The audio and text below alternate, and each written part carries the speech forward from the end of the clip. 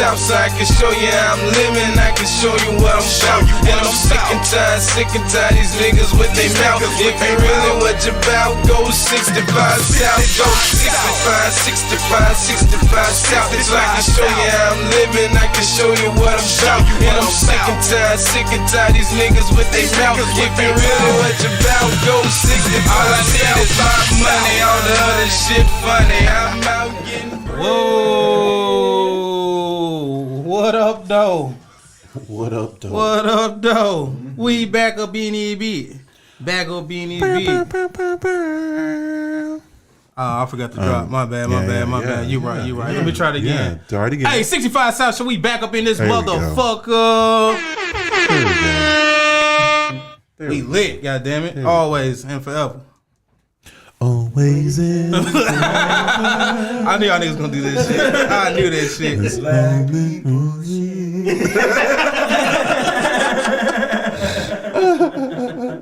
Hey, you know, before we get going, first things first, you already know. Caring. The share button is the care button. We got to get that going. Make sure y'all hit that share button first and foremost before we even get anything going up in this bitch. Wild and crazy shit. Actually, I'm going to be real. I don't know what the fuck I'm talking about.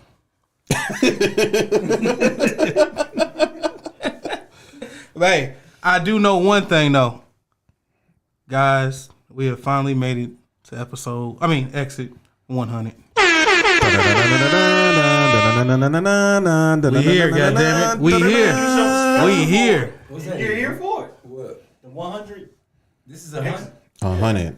Episode 100. Blue faces. I am honored to be here. Blue faces. Big C notes. Yeah. Yeah, bro. Blue face. Thanks for having me. Damn, Daniel. Okay. What's in my pocket, dog? So we do have honest. So we do have a special guest on the show. I want y'all to give it up for my boy over here to my left, Mr. Eviean. How you doing today, my boy? Man, doing all right. How are y'all today? Man, doing good. Welcome to the 100th episode. You told me there was so much fanfare involved. I would have wore a suit. All right, so tonight we're going to be deep diving. We're going to be talking about Black America. It's going to be some topics we're going to discuss. It's going to ruffle some feathers. Is it rustle or ruffle? Same thing. Russell Westbrook, you know, I was thinking about him. He trash. He rustles my feathers. But when he was on the Lakers. Good defense. Good defense, but offense, where the fuck did it go? God, what is it? God damn. I'd rather have John Rondo. Yeah, I would. That little alien looking motherfucker, Roger. Yeah, Boosie ass looking ass. Yeah, he looked like when he looked like somebody's bicycle. He look like Roger off American Dad. No.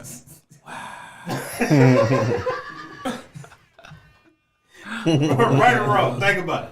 Wow. Yeah. Still like Boosie though. I'm a slick.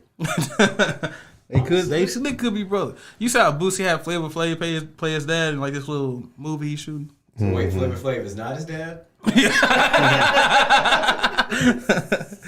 No, I'm dead serious. Okay. Oh shit. I ain't coming on that. See, we are learning now. I'm learning some new things too tonight. All right. We're learning all kind of stuff tonight. But yeah, like I said, we're gonna be talking about Black America tonight. Who gonna start it off? Let's go and get this shit going. Man, I had a question. Okay, go ahead. Let's talk about affirmative action. Okay. And how or what it did or did not do for or to Black America. Okay. What did it affirm and what was the action? Let's talk about it. Now, okay, so last episode, Michael gave some information. So we realized Cedric is a smart nigga. I'm a smart, dumb nigga. And Michael is a dumb, ignorant nigga. So for the dumbs and the ignorants, what the fuck is a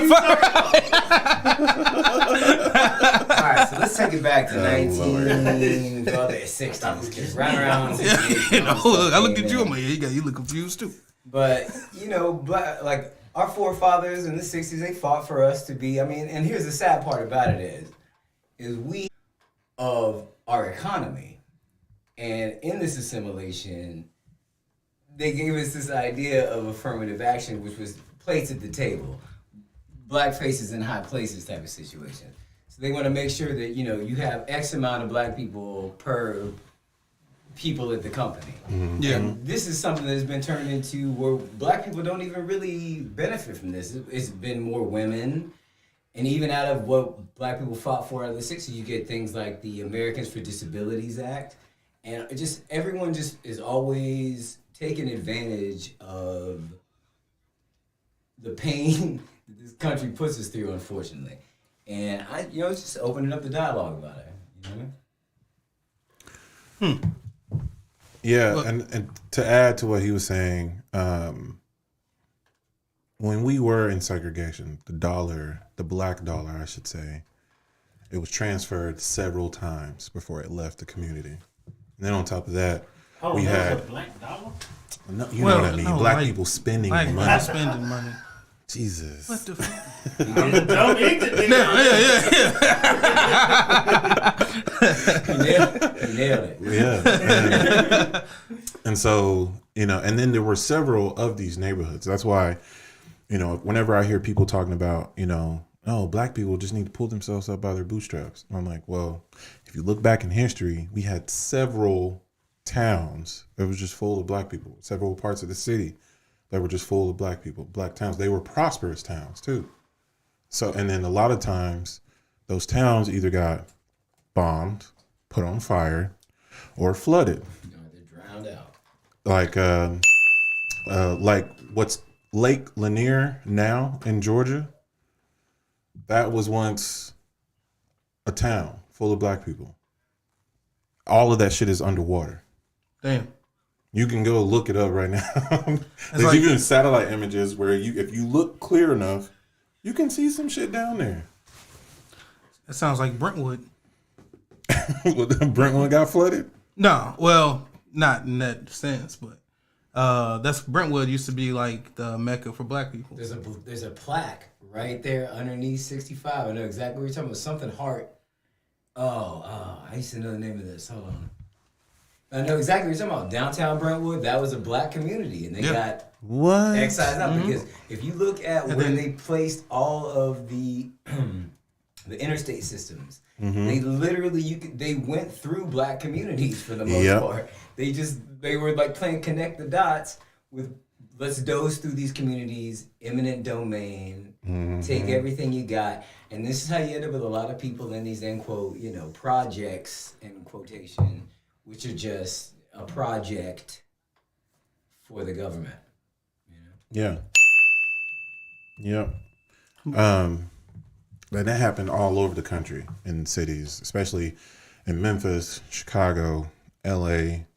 And they use those interstate systems to do a lot of redlining. So anytime a neighborhood was sectioned off that was quote unquote red line, they section those places off to where that's where black people could only live in those places. That's where, I heard that saying, don't go across the tracks. Like basically, so they just separate the neighborhoods with using interstates and train tracks. But yeah. That would cross town. Yeah. Yeah, so I mean, And it's wasn't Franklin built by black people? Everything was. bruh, this whole country was. Yeah, the fuck.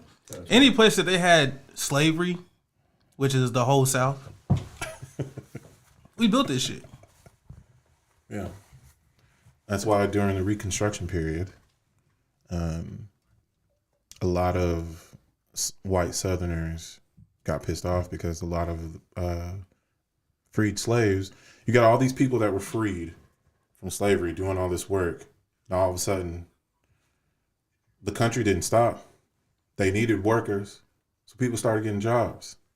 And then meanwhile, all the unskilled white laborers were like, hey, man, what's up with all these colors taking our jobs? So unions are such an interesting thing. It's like, man, I want to give unions all the respect they need, but you look at the genesis of where unions come from, it comes from exactly that. You had all of the skilled labor being the ex-slave labor, and now they have to take these people into a place where I have to make you invaluable. And then you get to the black codes, you run through to, really, What's so interesting, you look at the early 20s, the late teens, and what happened with the Great Depression. You don't really see a lot of black people all destitute on the side of the street, because that's when Black Wall Street was popping up. Mm-hmm. And where do you think that vitriol came from? You know what I mean? It came from the fact that the Great Depression came for them, killed Main Street, end quote, but we still had Black Street, no diggity. And, and I mean, just look, it's an interesting thing to look back on, because I mean, we have to really now, I'm about to be 40 coming up here soon, like we have to be more cogent about how we attack the future of our America and what that means, especially in the technological sphere, because things are moving 10,000 miles a minute now. Yes, they are. I mean, if you were in a coma 1 year ago, you think you could make it?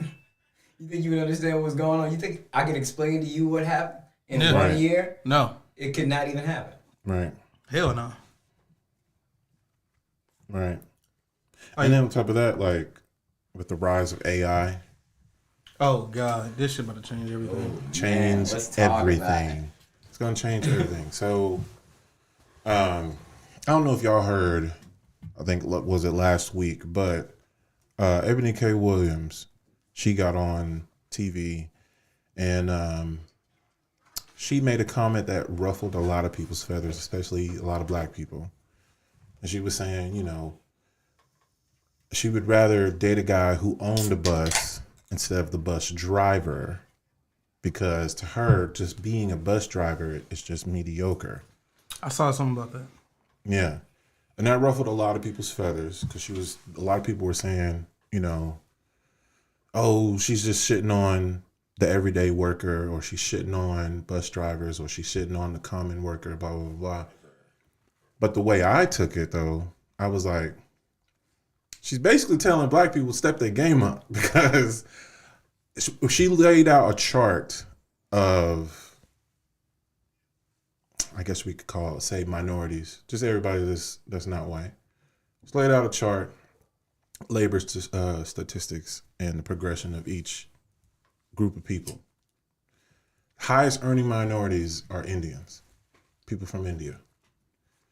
They are number one. It ain't Mexicans? No. Hell no. No. India popping. No. India and the Saudis. See, you see. Saudi got it going on. Reason why you would say that is because normally when you see Mexicans, you see them working. But I'm not talking about the most hardworking people. I'm talking about the highest earning. All right, can I pause? Oh, okay. Can I pause you there for a second? Yeah. I've mused about this before.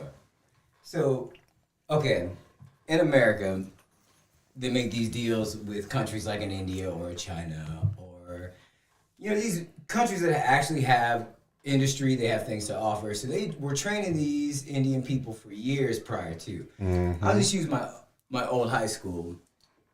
They spent like $2 million on a arts and science, not even sciences, just arts pavilion building, however you want to say it. Nothing in this catches us up with what's going on technologically right now. Mm-hmm. You know what I mean? But, you know, jazz hands are going to be hitting real hard for years and years to come. But they've been planning in India since the 80s to come over with these tech jobs, to be a part of this tech situation. And like nowhere in this are we being prepared in our high schools and even the lower community college situation for any of these jobs that they're coming over here and not being paid. I don't even think a legitimate wage, but I can't neither confirm nor deny that. I just could think, you know, this being America, they're not going to pay you what you're worth. No. No. You know? Hell no. Yeah, I mean, I guess for me, it's the way I see it is, if black people are all the only ones doing most of the service jobs, and here we got AI coming in, what's that's gonna happen to us, or majority of black folks? You see that Chat GPT with the Wendy's situation where you can go up to the Wendy's intercom, you're talking to a computer. The Computer kicks it out to the Wendy's burger flipper. They got it all the way on the screen. Next thing you know, there's no person in it. They're trying to take people out. You know, and at what point, like, where's the humanity in any of this at a point? Oh, I don't give a fuck about that. What are we gonna be doing here in 10 years? All right. 10.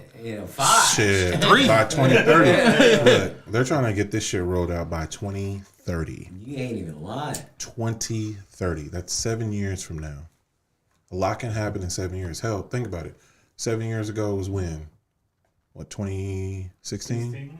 Yeah. A lot has happened since 2016, hasn't it? Shit, I was driving then. And you were probably still hitting the doggy too. Now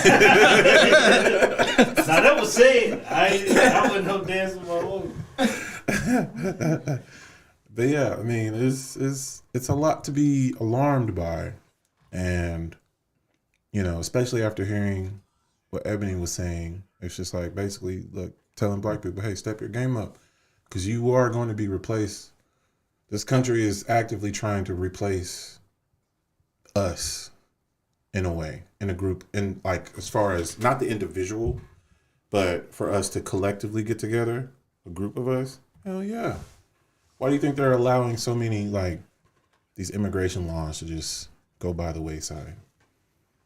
You know what I mean? Like, and then on top of that, AI, they're trying to put AI in everything. It's like, to add to what you were saying about Wendy's, somebody had made a call to their AI assistant to order some pizza. He told the AI what it wanted, because it was a male AI. He was using a guy voice. So he told the AI what he wanted, and then how fast he wanted it to get to him. AI was like, all right, I'll have a bot go do it. Even AI is lazy. I ain't doing that shit, nigga. Got me fucked up. Yeah, no. You want to have some shit? I swear You this. outsource that? Yeah. So the AI is even using AI to get something done. That's wild. And so it created a bot to search for pizza places, and then call the nearest one, and you can hear the entire conversation. The bot sounds just like a woman. She orders a pizza, all the stuff that he wanted, and then she's having and the person on the other end doesn't know that it's a bot because it sounds just like a real person. and the objective was done, and he got the pizza delivered within 15 minutes. Man. Yeah, Philip bro. K. Dick novel in action, man. Like, what? Woo. All right, so, like, no, I want to get back to what you said earlier, because, like, that Ebony K. Williams thing was interesting, because, I mean, so many of these jobs are going to be replaced. Like, do you see the AI configurations of humans that have been generated? Yeah. Have you seen the AI? I mean, you could totally make an AI Ebony K. Williams right now. Like, her whole job, Totally. I've never seen her in real life. They could just AI her, and I wouldn't even know. Yeah. But, like, sure. Especially with deep fakes now. Oh, man. Deep fakes, you can have, let's say, I get what's his name, Peel, to do his Obama voice, and I make a deep fake of Obama, and I just have Peel read off some shit that I want him to say, and then I put the video together, and it will look just like Obama. And I make him tweak his voice a little bit, make him sound like it's it's really him, and people will believe that shit. Mm-hmm. Ain't gonna lie. Gonna start a war. I saw. Yeah. Gonna start a war. And this is actually some shit that I ain't even think about. But this one was like, I'm super afraid of this new like AI shit, because what if someone uses AI and calls my kid and tells them to come somewhere? Bruh, they're using AI to scam people. Mm-hmm.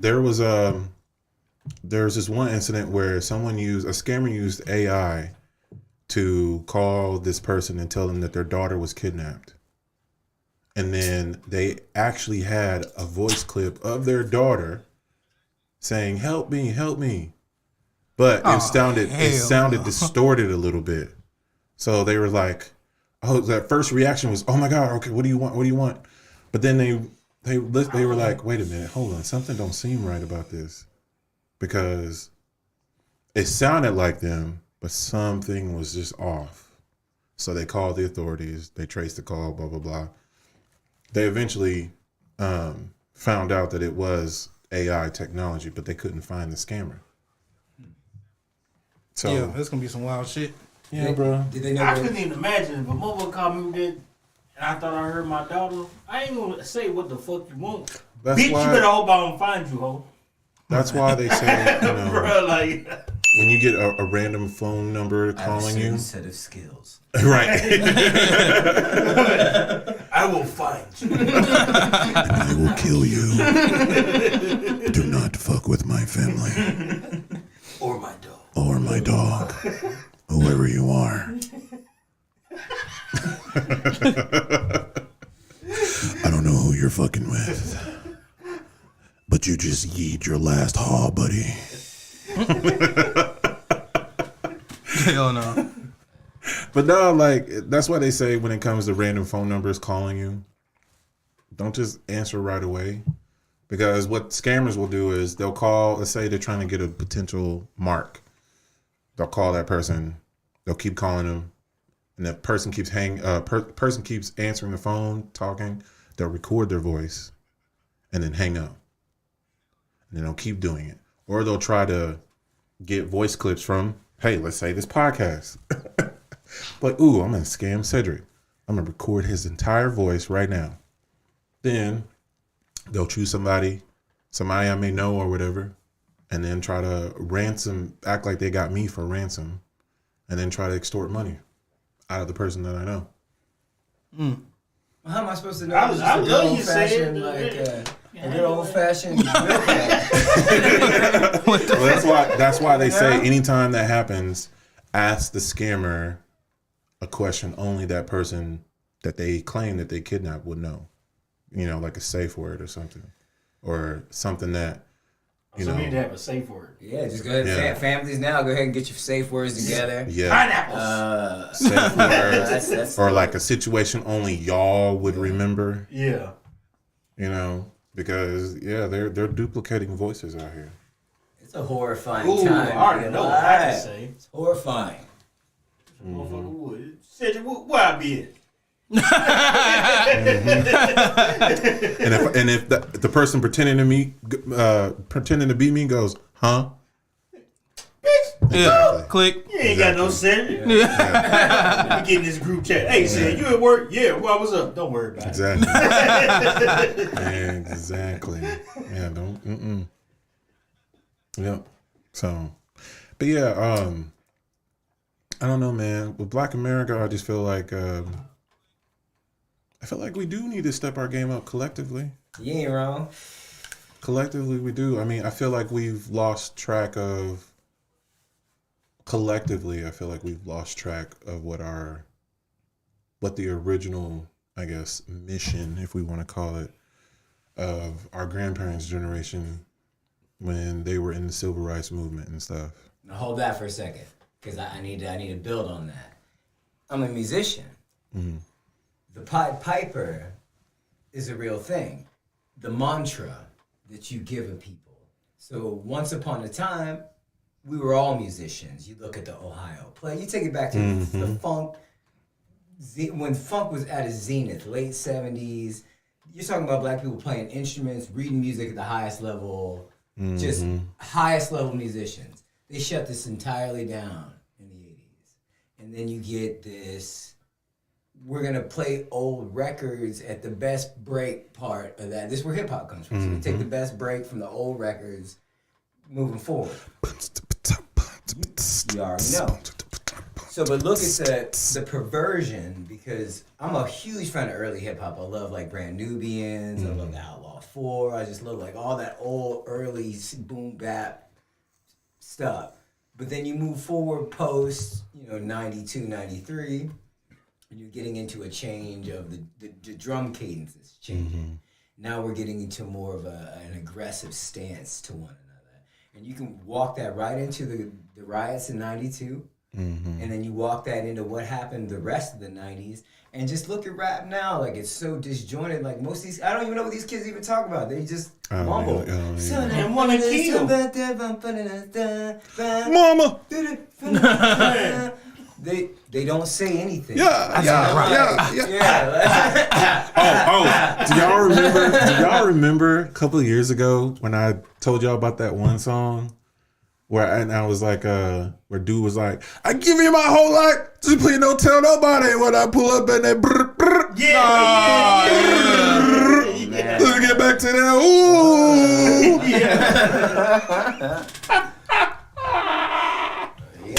You gotta watch out for the keep an eye on that.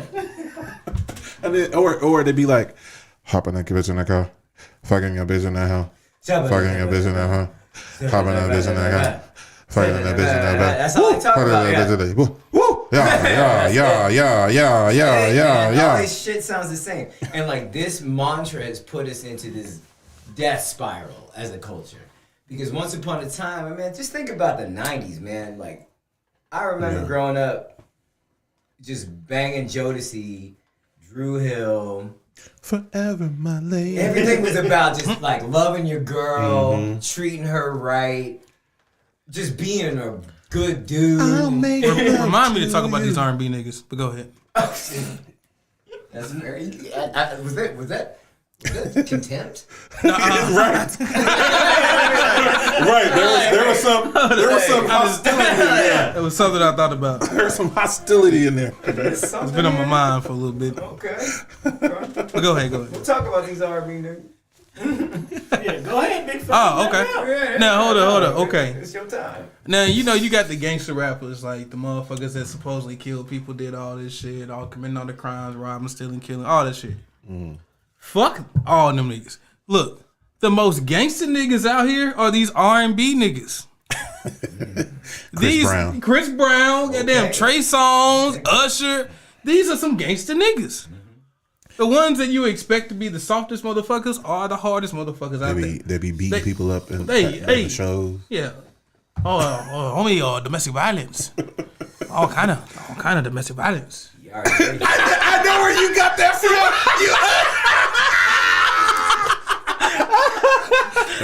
That's the domestic violence. See that you on your eye, fool? Damn, fool. Why she do that? That's domestic violence. Bro, that video got me dying laughing.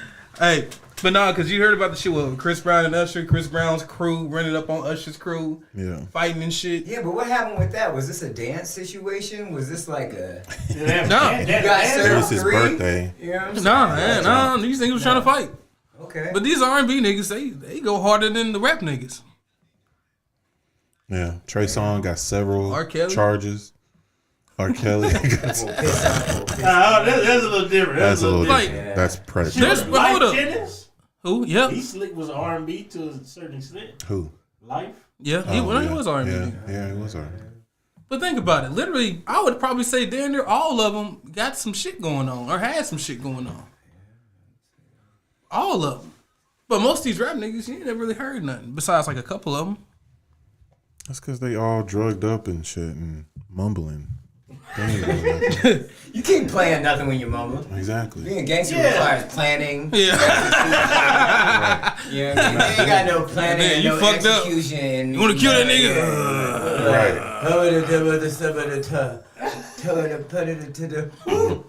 Exactly. That woo was them trying to catch breath. Man. Every time. I'm about passed out. Right. Like, it's just, I don't know. I just don't. The state of hip hop nowadays, man. Garbage. But the music is what has got up. Because if we get back on our funk shit, we're going to be back on the. When we were on the P-Funk mothership shit, we were at our most powerful. And now that we're on this goofball. Woo! The fucked up part, this shit is still powerful, but it's just bullshit. They ain't talking about nothing. There's no Genesis and nothing. Right. P-Funk was talking about the ancients and the sciences and the pyramids and space and just making you think big and making your imagination light up. This shit makes your imagination light up in the wrong way. Yeah. So now like you're manifesting this really dirty future for yourself. Because like you're listening to this mantra of dumb shit, dumb shit, dumb shit. You know what I'm saying? I don't even listen to the radio no more. What's the point? I stopped listening to it years ago. It's all the same. It's like they play the same songs, and then a lot of the rappers just say the same shit. Like, it's like how many times am I gonna hear, "Where are you from? How many guns you got? How many hoes you fucked? What type of car you pulling up in? What nigga you done shot?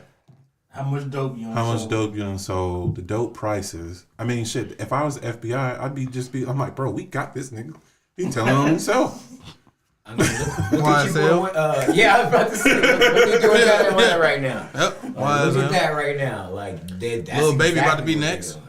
Yeah, it's like You get on here, you start talking all this dumb shit, and it's like, come on, man. Like, they're gonna make this manifest for you. You're talking this into your whole life. Yep. Get ready to pull that quilt over your face and just drown yourself in it. Yeah, and then they get the next thing they'll be like, damn, they got a whole dossier on me. The fuck is that? I'm like, well, shit just to live this here lifestyle. right. Well, we found out the shit. Yep. Yeah, and I don't know, bro. I feel like with everything, bro, shit just needs a rebrand. We need a rebrand. Black people need a rebrand. Man. We do. We need a rebrand. We lost control of our narrative, man. Yeah, we did. We do not have, and we actually, I'm not gonna say that because we have this burgeoning situation where we're starting to control our narrative. This is a part of it, you know, making our own echo chambers where we say what we want to say and we talk about what we want to talk about in the context that we want to talk about it in. Like these things are a part of controlling our narrative, and like. These baby steps will lead us into a place eventually, but as of right now, like you can just see they can play with us too much, man. The psychological operations are at the highest level. Why are we living rent-free in everybody's minds all the time? Like we seem to be the genesis and the end of everything all the time. Mm-hmm. And that's an interesting thing to me. I wonder why that is. Let's talk about it. I mean, I don't know. What are y'all thoughts? I feel like it's just me and him. Yeah, y'all two educated ass niggas. Me and Mike over here like, hey, we got some education. I want something from the ignorant corner over here. Yeah. Public school. I did not go to college. I did not. I didn't do no black studies. You ain't got to study. I don't know where I came from. Because that's why you see, my brother. You got to find out that your third eye hasn't been open, my brother. See, Dr. Umar gonna come out here in a little bit. Oh my God. If I say it 2 more times, it's gonna pop up like Beetlejuice. Doors gonna fucking open. Dr. Umar. So We are in a snow bunny crisis, my brother, and you are part of the snow bunny crisis. All right, you swimming around with that milk, my brother, and for that I cannot fucks with you. Oh, fuck with your goddamn boom by head ass niggas. See, y'all implanted with the coon chip. The Lollipop. coon chip. The cool chip lollipop. Bro, shut up, Dr. Umar Johnson, Shout bro. out. Hey, Dr. Umar. Bro, My man. He's fucking hilarious. I love that man. I love it, dude. I love it. I love his cadence, man. Me It's too. Great. I love a great. All right, speaking of cadence, me and Mike was laughing about this the other day. So how about you, boy? What's his name? Justin Pearson? What's the 2 names? You got the one Indonesian brother down there on Tennessee in the legislation down there in Tennessee, and then you got the ones that've been down there talking shit down there. But you had the one who was talking like Martin. Yeah, the one who was all riled up. He got real excited. And I'm like, wait a minute. Yeah. Man, why don't nobody talk like this? So he got possessed by the ancestors. Is that what that was? You know, in this moment. The nigga was preaching. You know, Yeah. the ancestors took over him, and they covered him. Like, we gonna deliver our message through our boy right here. Yeah, I don't know. It was Because I went to the mountaintop, but I can't get there with you. See, I was representing my district, but they want to silence the two black voices in the legislation. Wow. But they let the white woman go. Can I get an amen? Why is that, my brothers? Huh? Can anyone answer that question? No, they can't. Because they want to silence your voice.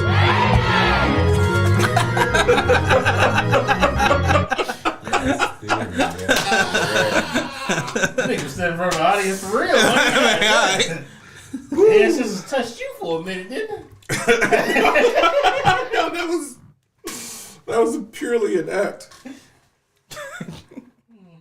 Hold on. Let's go. What was that question again? Hold up. Yeah, bro, I got lost. I don't know. I kind of got lost in the sauce. We started clowning it. I don't know. I kind of lost it. But I was just talking about that. I don't know. I don't like people being fake, man. Like, I don't need this gesticulation. I don't need all this extra shit. Like, you could be very calm and speak the points. But I'm not necessarily sure what those two are even doing. Because, like, you're coming for the guns? No. This is Tennessee, sir. Right. You know where you are. Right. You understand where you are. And we have a weird thing now with all these cats because, Tennessee really did us dirty. Because think about 2008, right? We underwrote the entirety of America's real estate market. So the markets like Chicago, New York, LA, they should have been thrown into the trash. But they weren't thrown into the trash. They were allowed to keep their value, so they started to migrate. So now they took their equity and they came into places like here, and they bought places in triplicate. And now we are, we live here, we can't buy places in our own home because there's people coming here buying these places up 2 and 3 times. You know Examples, East Nashville, North Nashville, Germantown, and guess what's next? What? Most historically black place in Nashville, Bordeaux. Oh, man. You ain't lying, man. Because they're coming with the property taxes. These people are living on fixed incomes. They are going to come and get their houses up from up under them. So I learned about this a couple weeks ago. So anytime, let's say an investor buys, he wants to transform a neighborhood, but right now, there's still a lot of people in there, and he wants to change get it ready for gentrification. So they'll buy like a cracked out house or a building or something that's just been run down, and instead of fixing it up, they'll just leave it there. Then next thing you know, he'll buy up a bunch of the properties around that, buy them all, buy the owners out, leave those houses vacant. Then the taxes on the properties around them, they'll go up. People can't afford to live there anymore. So they'll leave those places vacant as fuck. And so it'll allow it to get run down. So basically, eventually it'll turn into an impoverished neighborhood.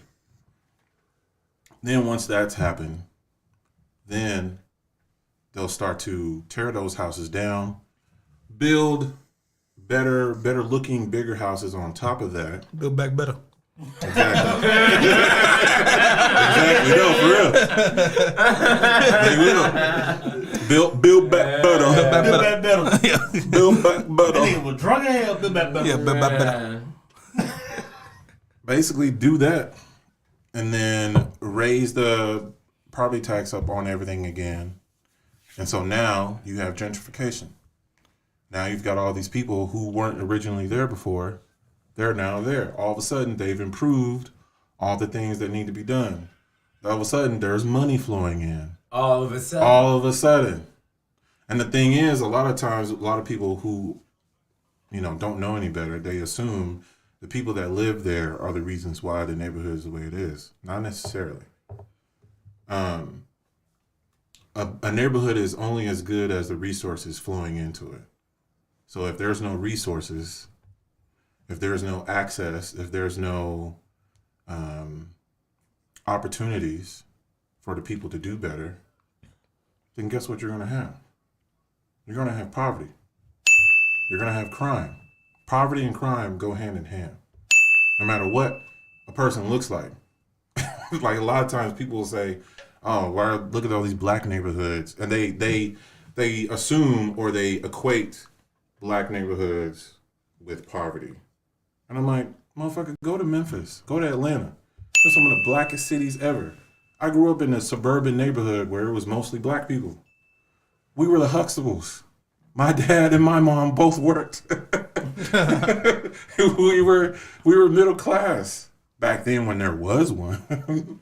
But to hear people say, you know, like, oh, this neighborhood is too black, it's probably dangerous. Like, it made me feel some type of way because they equate black people in black neighborhoods with danger, with poverty, with drugs, with negativity. But let's get back to that music. Let's get back to the mantras. Like, what is being shown on the world stage? And this is why it's so interesting, my engagements with Africans and certain black Dutch people and just people that are, like, their only engagement with a black American is what they see on TV. Mm-hmm. And if your only engagement with a black American is what you see on TV, you're gonna see some fuck shit. Yeah, you are. You know what I mean? And I like, hate it. And I hate it. It's unfortunate, but like this is the machine pushes this out about us. It's sort of like how like you look at the propaganda we get from Africa, flies and big stomachs, and you don't even see how Huts. you don't see their downtowns. Bruh. And how There's Lego cities, Cities. there's skyscrapers. Come on. Legos. It's a whole. It looks just like Manhattan. Like, come on. Like, the propaganda. Yeah. And it goes both ways because they propagandize them about us. They propagandize Look, us about them. Hey, you remember we showed that Feed the Children commercial that was in Europe for American children? Y'all remember that shit? Was that real? Yeah. I thought that was a parody. That was a real thing? Yes. Mm-hmm. Oh, God. Like, bro, but that's just the world. That's just how they do everything. Because think about it. Like, we're limited to what we see based off our media outlets. You think our media outlets gonna let us see some outside shit? No. I already know. They ain't gonna let nothing outside. I thought that was a for real joke. That was real? Oh, man. That's why, like, Gas me. anytime on my story, on my Instagram or on Facebook, I always share positive images of black people. Because not just people who follow me who live around here, but the connections that I've made over stereo and on Clubhouse from people overseas, you know, I like to show them positive images of not just Americans, but just black Americans, you know, because I know they consume a lot of what opened my eyes was, especially in the UK, a lot of them consume American content. Mm-hmm. They consume a lot of movies, music, TV shows. That's like, the problem. And I was like, that's the problem. and I was talking to this one girl. Shout out to Sophie. She'll probably see this later. She was telling me about, my favorite TV show growing up was Moesha, and I'm looking at her. I'm like, wait, how the fuck you know about Moesha? You in the UK? What the fuck are you talking about? What? And she was like, oh yeah, like, we watch that all the time. What? So UPN Yes. made it over there. Yes. Wow. Yes. That frog has power. Yes. The WB frog. Yes. They're all the shows that we watched, like they watch, and the thing is, a lot that what put me on too is that they watch a lot of black shows. They prefer that, actually. You know what I mean? And like, even with this girl I know, Christina, she's Russian. She teaches English to Russian students. I've done several. I popped in on five of her teachings, and I've talked to. Hold on, is your volume? Turn your volume down, man. Yeah, man, Mine's what the off. No, it ain't. fuck? Man, what are you doing, man? I'm hearing ding ding. Oh, it was low. That's what. Oh shit. Yeah, good to hear something from the England corner. Yeah, but yeah, I was talking to Russian students, and it blew me away over there. They consume a lot of American content. One of the guys, one of the students, and these are Russian kids. Like, I'm probably their only interaction with an American. A black American. A black American at that. You get a double. You get a twofer. Yeah, and I'll never forget it. One of the students, he was like, one of my favorite movies, and y'all gonna bust out laughing. Y'all hear this? He said one of my favorite movies was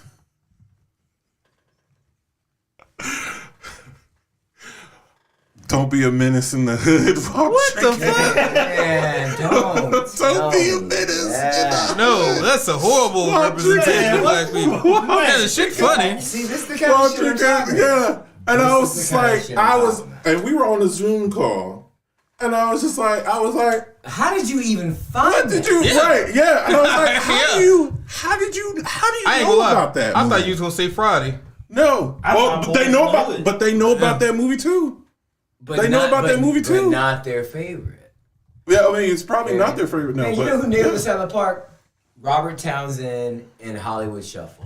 Like, oh yeah, Was it yeah, 88? yeah, you know what I mean? Like, just nailed it. yeah. You know, he had all the tropes, all the nonsense, and like that movie is so, man, top notch. You ain't seen Hollywood Shuffle? Go see that movie. It's excellent. And Hollywood Shuffle. Yes, sir. it blew me. Reason why it blew me away because one, I didn't know that the world not only pays attention to American culture that much, but they pay attention to Black American culture way more. Oh yeah. Way more than y'all think. That's why when Tyke was over here, he asked a question about something, and I was like, "Oh yeah, like you go over there somewhere. It don't even matter what country. You go over there, and they're in this place where they're familiar with Black culture, and they can see that you're American. Oh yeah, they're gonna fuck with you heavy, because they gonna think, oh shit, are you an athlete? Damn. Are you a rapper? Yeah, that's the only classifications we get. Athlete or a rapper? Yeah, which one? Pick one. What do you do? I ain't in shape like an athlete, so I guess I'm gonna say rapper. Are you in the music biz, or I mean, you got a chain on? Is that real? Yeah, my name is Coco. But yeah, man, like they pay attention to everything that we do, man. So that's why I always try to project just excellence, intelligence, and I always try to share that stuff on my profile. That's why I don't never share nothing about, any Shaniquas fighting. I don't ever show no videos, Man. those stupid ass HoodRatchetTV.com. McDonald's Right. fights and shit. Yeah, Just I throwing hate patties those. everywhere. I hate those I ain't videos. gonna lie, I watch them sometimes. I don't like seeing it because when all that stuff was starting to pop off, I would see people that I know or people that I've run into, white folks, and they'll see that shit and they'll be laughing their ass off, and they'll be making all these semi-racist jokes, But then it's one of those things where they'll be like, oh, but you're different. You're not like them, Cedric. Man, let's get into the semi-racist joke game. Let's kick out your best passive-aggressive racism. I got one for you. Go ahead. You're a really cute dude for a black guy. Oh god. Oh, dude. Racist. Kick him out. Let's do it. Let's Racist. do it right Or they'd be like, "What? So where are you from?" I'm from Memphis. Really? You don't sound like you're from Memphis. What do people from Memphis sound like? Well, you know what I mean. Like they kind of sound like all gangster. Oh yeah. What does that sound like? Oh, yo, homie, blah blah blah. So you trying to say that I sound ignorant?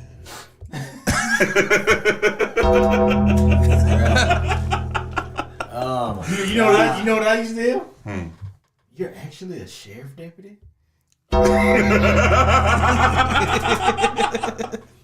I heard once, you don't look like a sheriff deputy. Yeah. Cause I got tattoos, bitch, and I'm black. Or no, this was my favorite. Well, in their defense, I thought the same shit, nigga. But you actually know me. I know, that's why I thought that. I think it's the Miami Heat hat.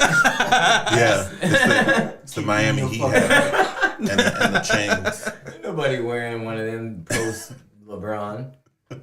I've been rocking with them since D-Wade, so. Okay. Oh, 3. Okay. Well, yeah. I got one. And this was when I had first got to Nolensville. People were like, I remember we were going to. I met with some friends. So before you were the mayor? Man, I am not the mayor. Hey, Nolensville, stand up. There's a running joke that one of my neighbors, Phyllis, because I'm going to cut this up and show her later. Yeah. Phyllis, she started this whole rumor that I was the mayor of Nolensville, and everybody just ran with it. Hey, it's all good. But anyway. He is. You can tell by the way he's dressed. Look at him. That's a that's a mayoral shirt. But that is not. Nigga got two pockets on his shirt. You got two mayoral pockets. Not just one, two. You got one for your cigarettes and one for some paperwork. I was at work. I had to go to the office today. I had to go to the office. Yeah. I wasn't shaking hands. He's already. It's fine. I was at the office today. Yeah. Look at the watch you got. Look at that watch. Look at that. What? It's a regular watch. That's a mayor watch. That is a mayor's watch. That watch knows exactly what time it is. I'll put this shit away now. But I remember going to meeting these people at Mill Creek in Nolensville, and one of my friends introduced me to them and everything. And they were like, "Oh, so do you live here in Nolensville?" And I was like, "Yeah, I live in Bent Creek." "Oh, okay. Are you married or anything?" No, I'm just. Oh, the rundown. You gotta find it all out. Oh man, gotta know. man, that's the first thing. If you're the only black dude, gotta know it all. They gotta know everything. About you. Kids? No. Wife? Kids? Car? Yeah. What do you drive? Felonies? So what do you do? So right. But here's one. This question right here, and so many white people try to tell me, "Oh, I don't understand why you feel some type of way about it. They just want to know." No, because this is how it sounds. Because they'll ask me and they'll be like, "So who all do you know here?" The fuck do you mean? Who all do I know here? I know everybody here. Like, why is that even a question? I know your mammy. That should be your response from here on out. I know your mammy. So how long have you known these people, or like why do y'all really need to know that irrelevant information? Like, to me, all that shit is irrelevant. Who all do you know here? How long have you lived here? Like, what the fuck does that even do for you? See, but you gotta think about it in their terms, because this is what makes them feel either less threatened by you or heightened in threat to Right. you. You know what I mean? And this is where these questions come from. They're prodding you, man. They want to know, like, is this a dangerous Negro? Is this thuggish Cedric, or is this Carlton? Does he know about the thuggish, ruggish bum? Right. Right. And I'll lie and I'll fuck with him, because like a lot of times they'll be like, "So Cedric, what do you do?" "I sell drugs." And I'll be I love doing that. And I'll be like, "You're a funny guy." No, I'm serious. No, but seriously, what do you do? Like, no. "Oh, I sell drugs." With a straight face, like literally like that. And I'll be like, "Oh shit, do you really?" No. No, I don't. No, at that point, like, what you need? Program. I like program. I got you. Yeah, but it's just like, this is so annoying, man. I'm just like whenever I meet people, I don't be asking them all those questions. Because whenever I meet people, I just be like, I'll talk to them and then I'll try to figure out like I'll ask where they're from, or things that they may like, or see if we have commonality in something. So what are you talking about? Just being like a normal human? Yeah. Yeah, who does that? Clearly not people here. Clearly not people here. Who the fuck is doing that?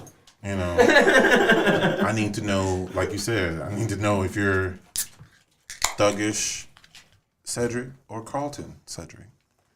Bro, you ain't even lying. I need to know if I can bring you around my people in the house. Are you a house Negro? Yeah, I'm gonna say that shit. Are you Were you inside or you outside Right, only? right. Feral outside Negro. Are You you, had the skin tone of an outsider. are you a house nigga or are you one of them field niggas?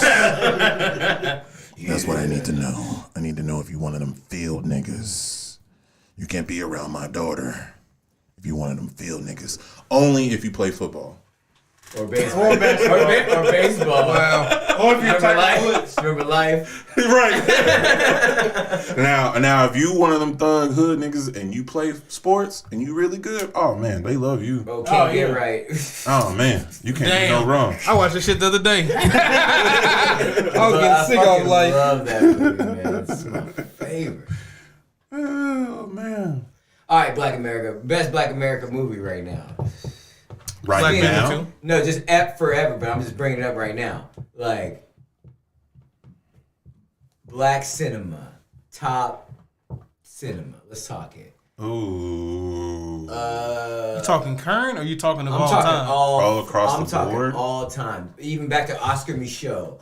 Like, as far as you want to go. Ooh.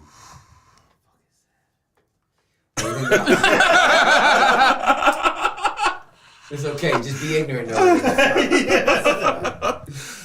Oh man. Like greatest black movie that encaptures like true black people. Just Harlem culture. Nights. Yes. Harlem Sir, Nights. I'm with it. Yeah. One of my favorites. Well, that was a comedy.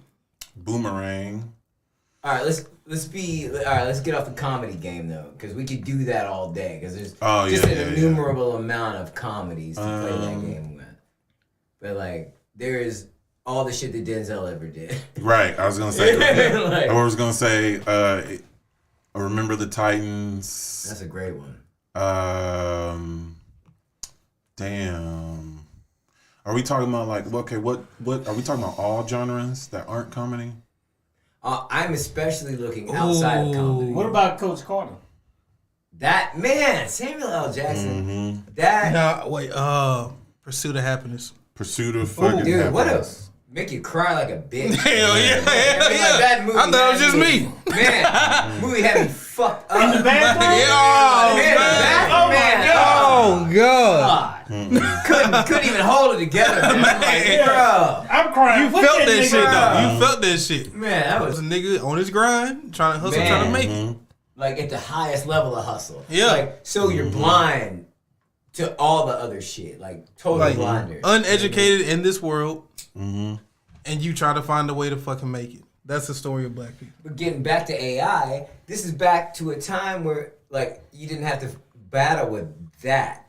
You know what I mean? Like, now we're in this thing where, like, we're battling with not only our country's position being destroyed in the world's eyes, let's just be honest about it.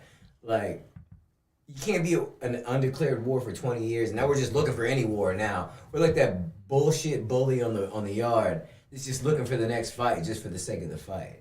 Mm-hmm. You know what I mean? And like, there's no rhyme or reason to it anymore. You know? Damn, I'm trying to think. Oh, well,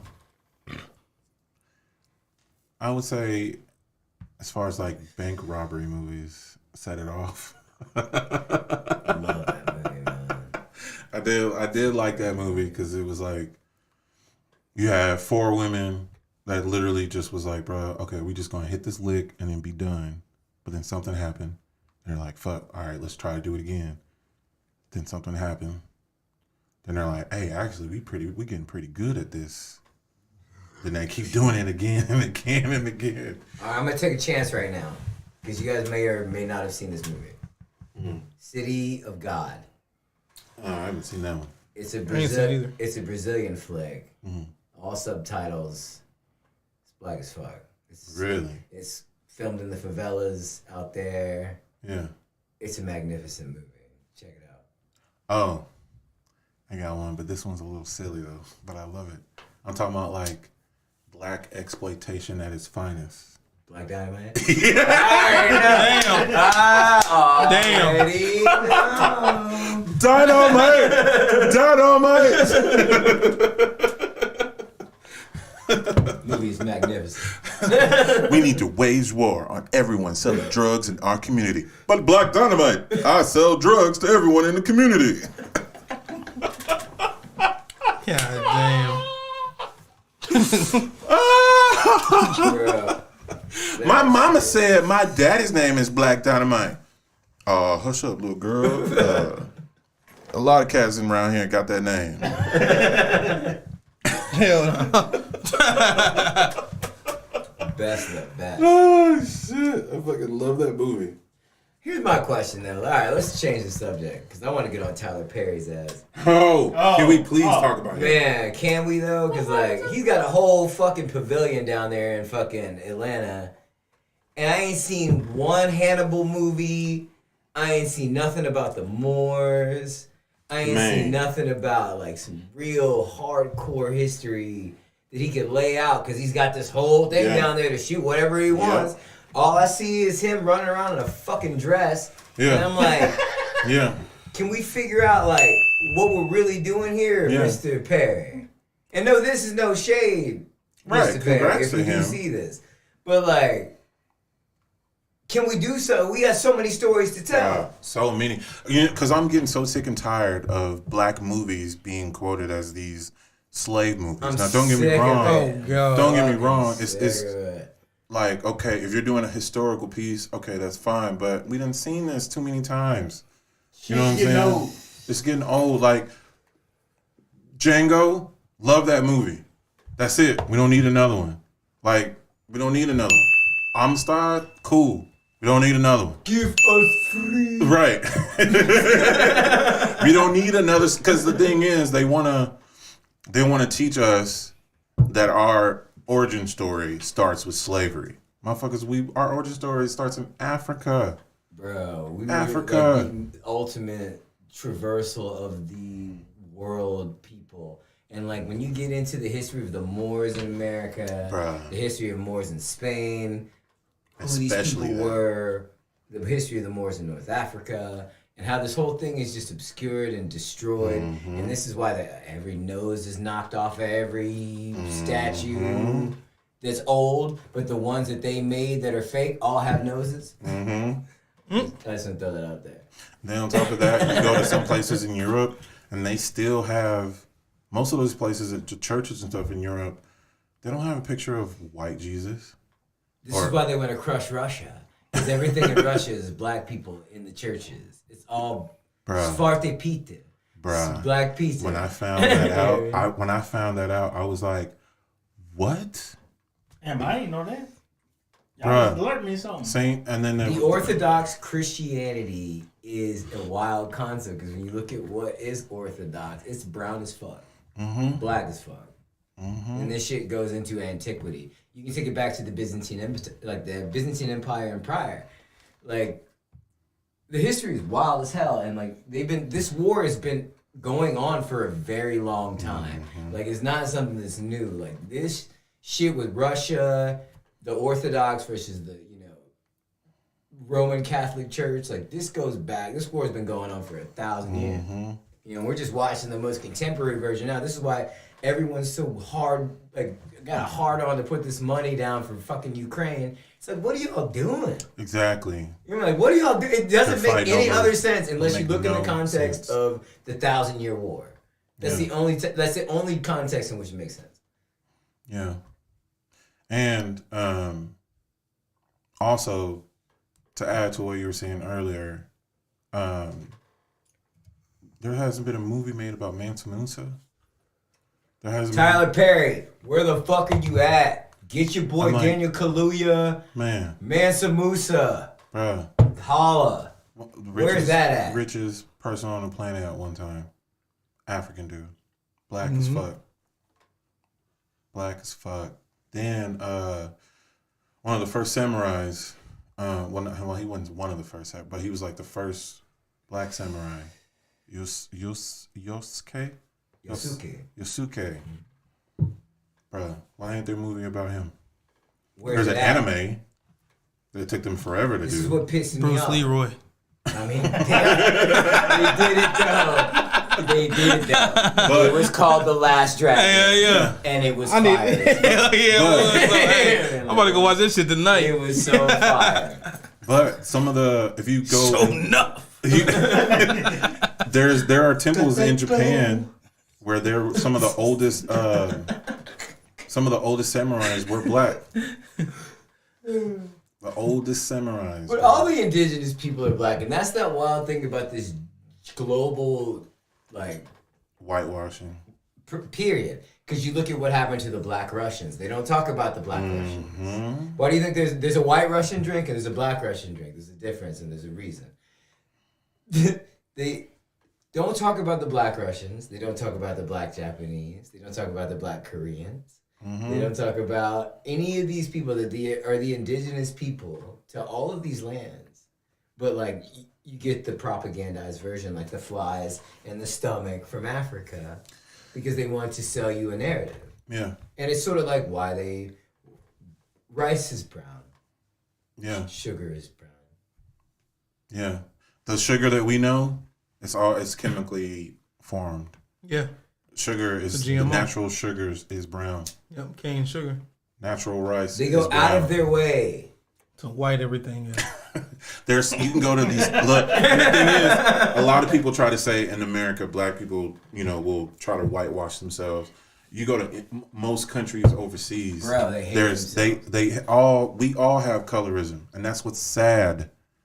Most of the countries that have been visited by Europeans at some point in time, all of us, you go there now, there's all these face creams and skin creams to lighten their skin.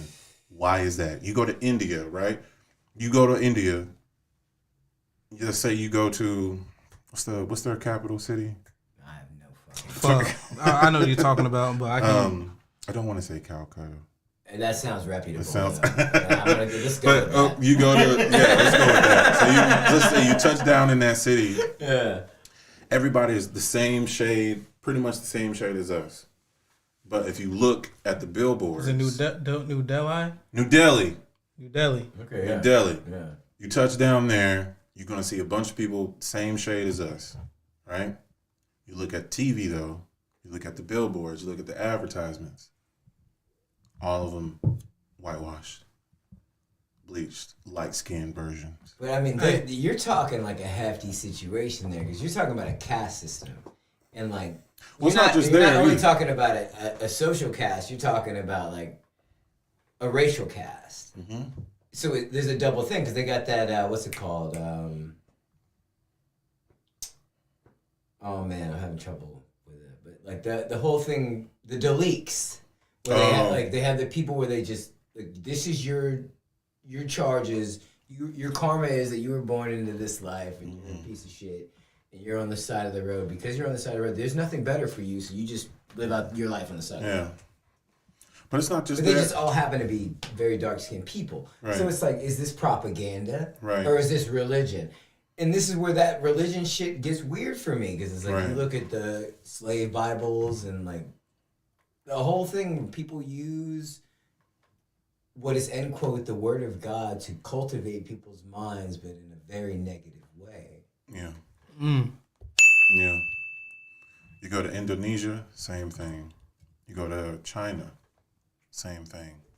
Go to Taiwan, same thing. You go, you touch down, you see people, dark skinned Asians, dark skinned wherever they're from. But the people in high society, though, they're all white looking, lighter skin. You know what the craziest shit is to me? Without dark skinned people, there are no light skinned people. Well, exactly.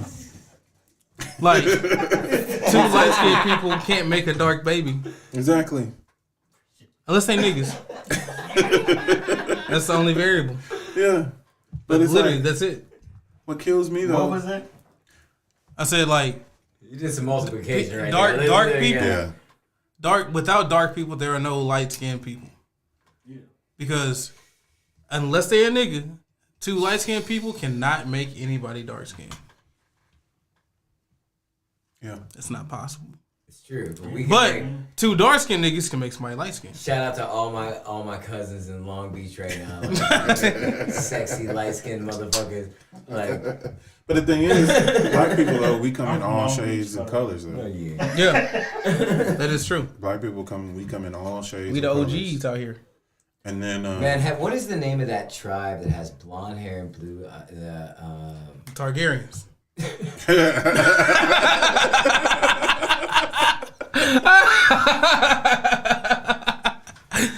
Hey, Sorry, I've been watching Game of Thrones. W. That's W right there. You made me think about it because you said that good shit. They're the Melanesians. So like literally their name is melanin.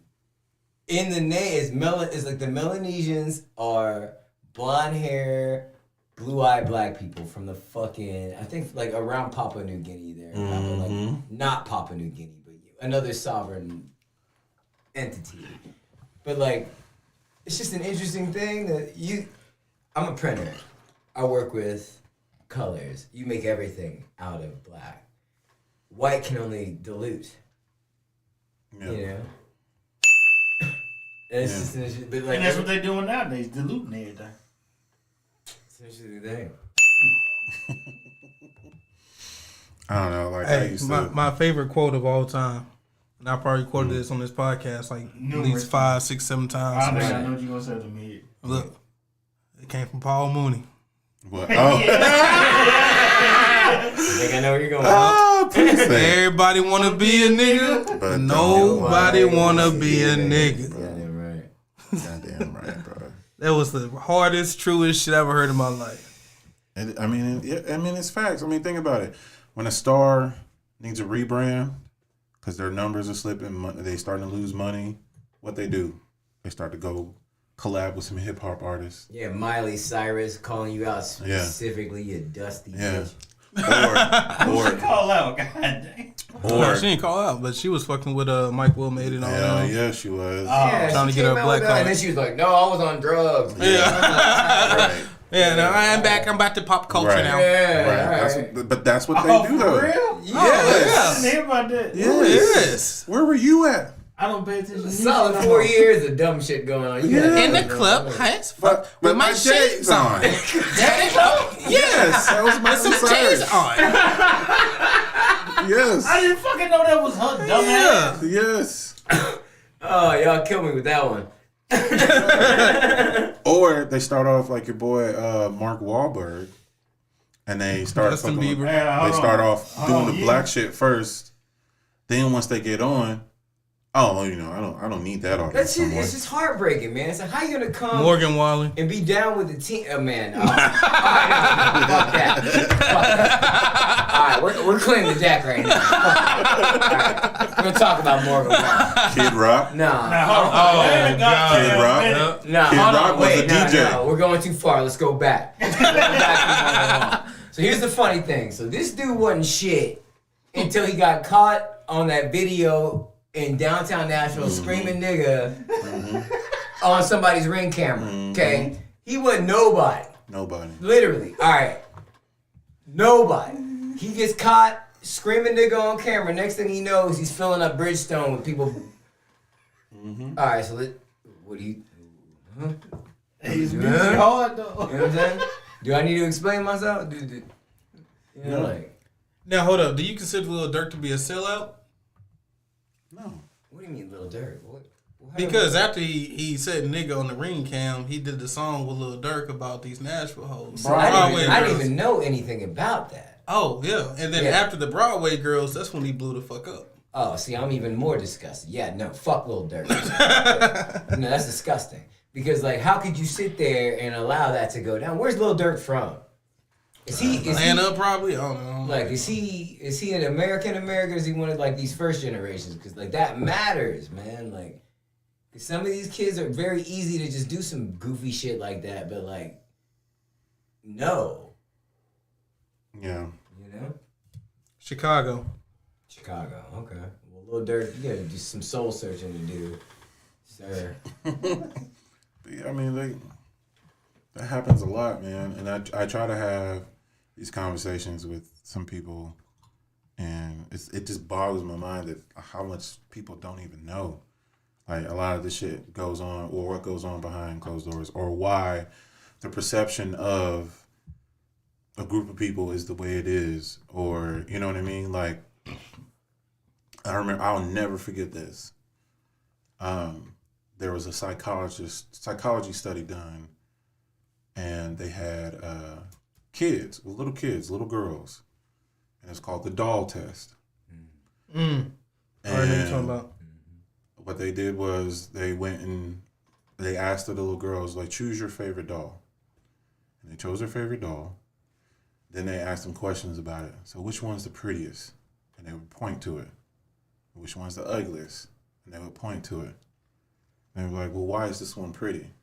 And they would say why. Then they pointed up, well, why is this one ugly? And they would say why. What broke my heart about the test, though, was when they asked the black girls which one was their favorite doll, they pointed to the white one. Which one's the prettiest? They pointed to the white one. Which one's the ugliest? They pointed to the black one. Which one's looks most like you? They pointed to the black one. Now, if that doesn't show you, yeah, that shit gasses me. Even you just bring it up right there, just gas me again. You just bring it up. if that doesn't show you the subconscious stuff that we consume, you know, on television. Because even when I remember as a kid, I was growing up, I was like, bro, why is it that anytime there's an action movie with a white guy and a black guy, why is the white guy the hero and why is the black guy always the goofy buddy cop person? Tyler Perry movies too. You know what I mean? Why Get is the back savior? Your ass, Tyler. The light skinned Why nigga is is the hero and the dark skinned nigga is always the bad guy. villain. Waiting on that Mansa Musa movie, homie. You know what I mean? Like, why is it that, you know, if it's a mostly white TV show? Except for that one movie. What movie? What was it? For Color Girls? What's the nigga with the that pretty was eyes? Chris Rock did that, right? Yeah. I thought that was not Yeah. that when is it Right. Michael Easley when he threw the kids out the window? Oh, threw the kids out the window. Yeah, that one. What the fuck? But it's still, but I mean, it's still. Well, it was he said the light skin and dark skin shit. I was talking about Tyler Perry though. He didn't make that movie. I thought he did. He did? I thought it think was a he did. Tyler Perry movie. Oh shit, that's the only What fucking he's one. talking about is a snuff film. What was it called? For Colored For Girls. Color Girls. I'm about to look it up. Yeah, because it had Janet Jackson as the lead. No, I was thinking. No, what am I thinking about? No, Yeah. I'm thinking about the wrong shit. But I don't know. For me, I just Yeah, it was Tyler Perry. yeah, it was Tyler Perry because he always does movies like that. He always does. He That was in capitalizes off black trauma. I know, and I hate it. He doesn't want to take the majesty and Yeah. give us none of that. But he's like, let's just dredge up all the fuckery. All the black trauma. Yeah, I I'm mean, just like, let's bro, get all that cracking. He's trying to make a fuckery gumbo. But we could be coming downhill with some of this real shit. Like, I would love to see Hannibal's elephants coming over the Alps type shit. Like, you can do this, Look, Tyler. but see, here's the thing. You saw what they did to what's his name when they tried to make the movie about Nat Turner. Oh, bro. Did you see it in the theater? I didn't see it in the theater. Okay, I saw it let me- when I got home. Can I tell you a story? That movie was heavy in the theater. Oh, I bet. Like, it was incredible because I saw it at a Thoroughbred out here in Cool Springs. There's maybe 8 people in this theater. 2 of them are white, the rest of us, they're all black. But like the black people, we were just kind of in tears, because there was a lot of heavy stuff in there, and like the white people were just mystified, like they didn't really know how to feel or what to do. Yeah. You know what I mean? It was an interesting thing because once we all walked out, because there was just this moment where we all walked out of the movie and everyone was standing around in the pavilion, just kind of like, like, shit, like that's wow, but. Yeah, and and the movie, for y'all that don't know, is called Birth of a Nation. So definitely check that out when you can. But Oh, did you see the last 2 comments? the Becca Gomez. Let's see. Oh, well, she talking about Law and Order.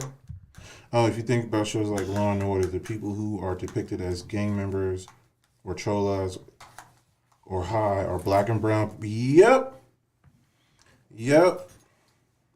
The good guys are the white guys and cops and lawyers. Yep. I never thought about that. No. Yeah, good. Yeah, that's good. Yeah. Well done. Yeah, and I've noticed that. So it was like a bunch of stuff that I would always notice. Even as a kid, I picked up on a lot of this stuff. And like... It's like, my thing is, like, I just don't watch this shit.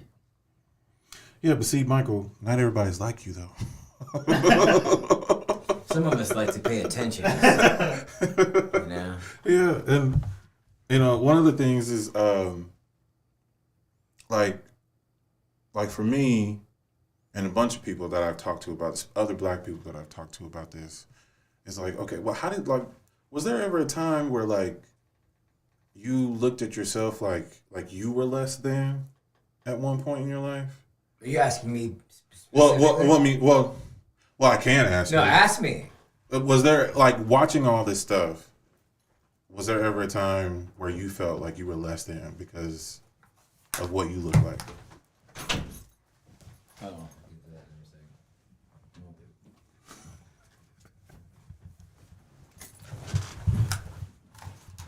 Pissy.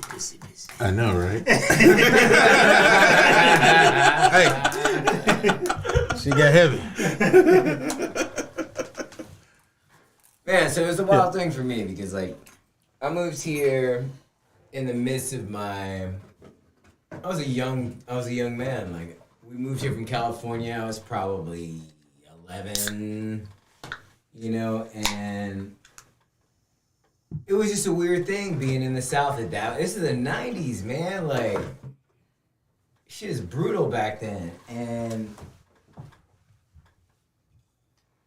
ask me the question again, my brain shut off.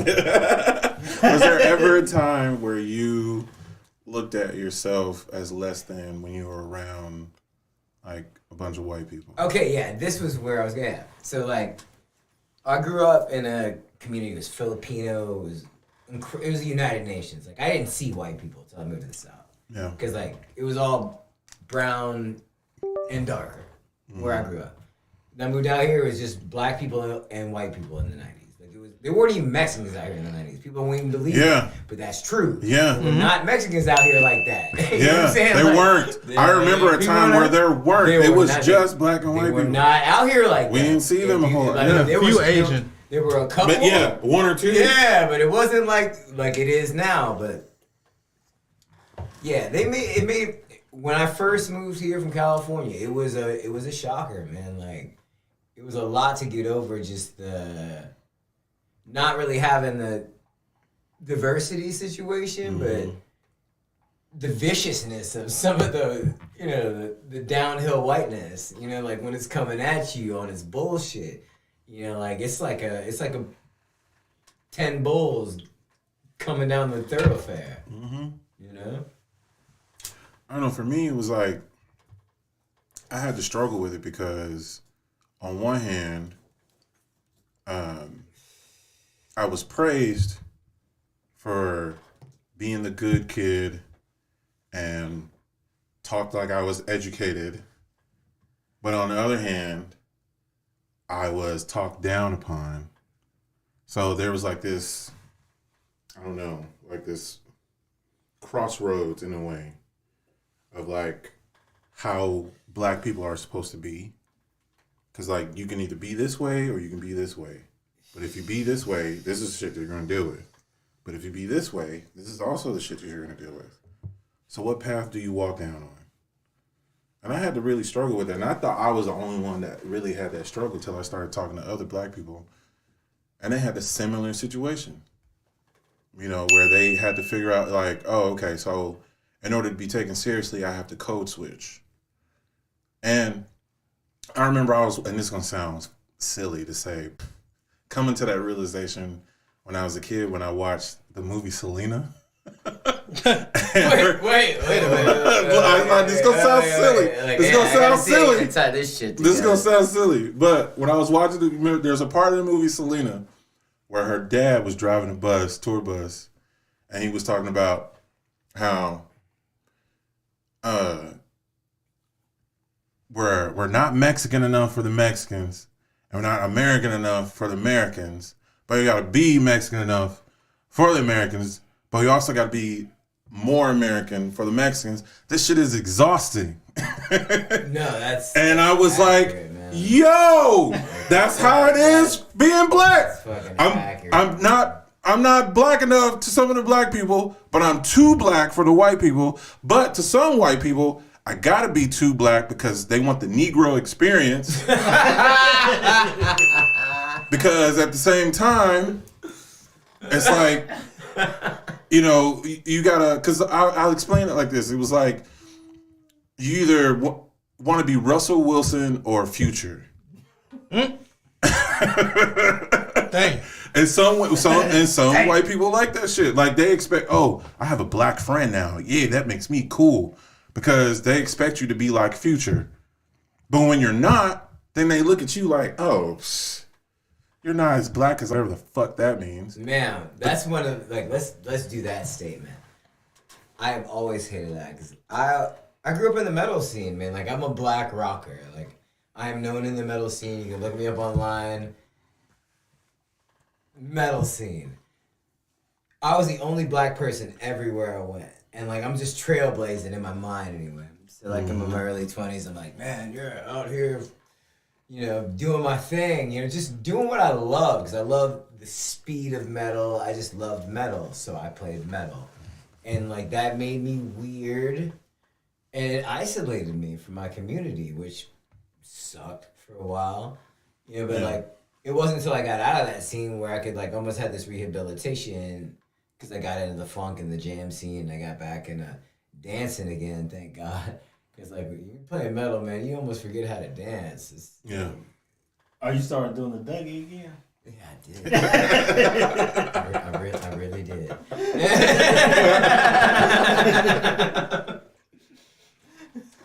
Yeah, man, and it's just, I don't know. For me, it was a struggle because I was like, bro, well, what the fuck? What am I supposed to be then? And yourself, just be yeah, you. Like that's where you center up, and you're like, this is I, and like you're 70% of this, 20% of this, 10% of this, whatever you want to make it. But like, just be like, stand on your square, and just be.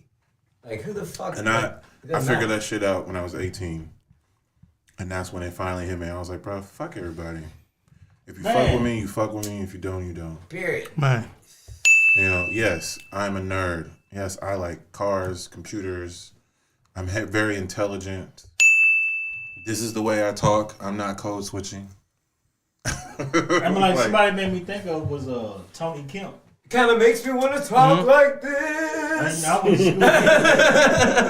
Yeah. But you know, he was cool with the black people, but you know, he didn't talk, you know, hey man, you know, all this shit like he. Oh, you talking about Tony Kemp from the A's? Tony Kemp? Oh, yeah. Dude, Tony Kemp was the man. Like, yeah. But I would say Corey, with him, like he always his had brother? respect from us though. It was never. Well, it was like, but he always caught shit though. I ain't Right. gonna say like I never saw him catch a lot of shit because I saw him catch shit.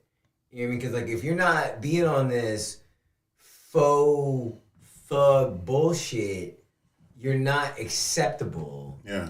In like our black society for whatever fucking reason, which is strange to me because we're That the nigga arbiters of fucking culture. Right. Like we are the ones that tell motherfuckers how to be. Yeah. So like, how the fuck did we get put into a fucking box, man? And then on top of that, bro, I'm like, I even told some people, I'm like, bro, y'all need niggas like me. Y'all can't go to a boardroom dressed the way you are. You can't go to a boardroom talking the way you talk. Period. You can't go to a meeting and make deals talking the way and looking the way you are. You need niggas like me. We the ones who get y'all through the door. Dumbass chain wearing niggas. Hey man, hold on, hey man, I tell all that bullshit, man. Hey man, hell no, man, man. Hell no. Alright, real quick, nigga. What you talking about, nigga? Stop, man, with your ugly ass. Yeah, what that nigga said right there, nigga. Hey, man. Fuck wrong with you? Yeah, hey, what up? Fuck wrong. Clean down, nigga. No, I don't give a fuck. 187, nigga. Red rum, nigga. Yeah. Fuck you talking about? Wait a minute, nigga. Hey, wait a minute, chain wearing that nigga. What the fuck? What the fuck that supposed to mean, nigga? Nigga, Tupac. Yeah, alright, what the fuck? Hey. Cause I ain't got my mayor shit around my nigga. Yeah, I ain't here. Cause I ain't got a double pocket on, nigga. Dress slacks wearing that. I ain't got no shades on my goddamn head looking at. What the fuck? Oh, I get invited to the lake every weekend. What you talking about? I'm in the Yeah. trap, nigga. You right, nigga. First of all, it's not the lake. It's Arrington Vineyards. Looking at hell no, nigga. Hell, what the fuck? Cause I only been one time. Now I'm the only nigga there. What the fuck? That's that real Noseville shit. Like, y'all property, it backs up. I went once and got kicked out. Yeah. You don't get your chain wearing ass out of here. Yeah, what the fuck? You're not SETI. Sorry, we allow only one Negro per 5 7 white bachelorette people. And parties. it's like- Cedric's already here. Yeah, so the Negro position has been filled. So yeah, go away, please. Dude, that's where we lost, man. Like We I are. wish. I almost think like I wish I could think like I want to see a movie where integration didn't happen. Bro, we would have to fight off. I ain't gonna lie, I still So want to see a many movie games. about the ship journey from Africa to here. I don't need to see another one of those. Bro, that was Onstar. Yeah, but And I love that one. That was a good one. But they made a whole bunch of other ones that were subpar. I want to see a movie where two niggas fighting dragons in space. That's what I need. That's what Yes, I need Y'all something niggas like on that. ass today. hey, what the fuck? No. Yeah, why the fuck not? Do you understand that like they don't put us in the science fiction movies? They don't. Ain't no black people. Hardly ever. The only they what put was one. that? What was that one with Chris Tucker? That was about it. Okay, yeah. The He Fifth was Element. there. Fifth Was it Element. Fifth Element? Yeah, Yeah. Yeah. Watch most other science fiction movies. Black people ain't there. Nah, I'm not gonna find They it. don't see us. You mean hold on? So you mean to So tell we me? gotta start seeing ourselves in the future. Look, Nigga, it took us goddamn what? How long was Star Wars out before they put a nigga in it? Ooh. no. I mean they had one in It was there. about 5 years because they got Lando Calrissian. Yeah. But here's my thing. You mean to tell me? Because they made a big deal about John Boyega being in Star Wars. And they just act like Billy D. Williams never happened. Right. It made me sick. Right, and I'm just like, hold Maybe on. sick. So y'all claiming wokeness because there's John Boyega on the cover, but like, you mean to tell me in this made up universe you got all these alien creatures, but no niggas can be part of it? I know. They get so fucking upset. Oh shit, wrong button. That was the wrong button. My bad. I fucked up. That's what I meant. You mean in the galaxy? You mean to tell me? That is fucking hilarious. You mean to tell me in a galaxy far, far away, No niggas. no niggas Exactly. come the fuck on? Better not be none either. They got fucking mad. Remember it was like, he's a stormtrooper? Right. Those dudes were ready to fucking burn down all the theaters over that Yeah. shit. They were like, They really no, were. they were ready to light this whole fucking They country really, on fire. yes. Because it was a black stormtrooper. And I'm like, all right, man, like, I'm a nerd, but you nerds, we're about to have like go to nerd war because this shit is dumb, man. It's dumb as fuck. Like, what are we doing? This shit ain't even real. It's So, not like, real, right? There's a bitch, she's got tendrils coming out of her head over there. Like, what are we talking about here? You are fake news. Man, run it. Absolutely Yeah, hilarious. and then they put Samuel Jackson in what? 2 movies? 1 movie? He was Mace Windu. And he was amazing, though. He was amazing. But I mean, they gave him the blackest lightsaber ever. I mean, the purple one. Yeah, come on. Yeah. The color purple. Color purple. Oh, wow. Damn! I just dropped a goddamn golden nugget. All my life I had to fight. And that's what we've been doing. And Yeah. The fight ain't over. The marathon continues, niggas. The marathon continues. Bruh, I swear, man. Oh. Shout out to you, bro. Harpo Industries. Y'all keep taking cooning. over. Y'all keep cooning. She was. Keep going. Hey, I need a shirt that say that. Yeah, y'all keep cooning, man. Hey, We just that gotta shirt start was calling sealed. out like nastily. Like we just have to be vicious about the way we do this shit, Gotta do something, bro. and just like really just call people to task. Cause like the public pillory, like it's interesting how this thing is morphing into what it is because we're living in it's whatever it is. I don't know what to even say about any of this. Like look at this. We're in a fucking look at this. You know what I mean? Like this was not happening 10 years ago. Nah.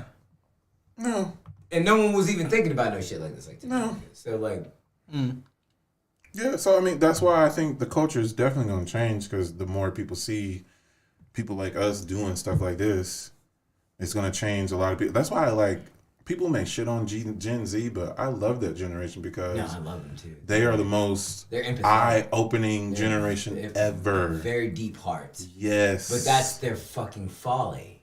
Because their deep hearts is where they're taken advantage of. And the machine knows how to do exactly that. And like that's the thing about us, like we come from that incredibly crass. Like we're crass. You know, like we come from that we're mean. Yeah. You know, be like, you know, we're like dudes my age is like, I'll do like this. And they know and they just be like, right back to me. But like a Gen Z kid might be like, Yeah. dude, is it me? Did I do something wrong? They're like, no, I'm just like, no, just say fuck you and let's keep it moving, man. Shit. But you know what? There was a psyop done on our generation, well, millennials.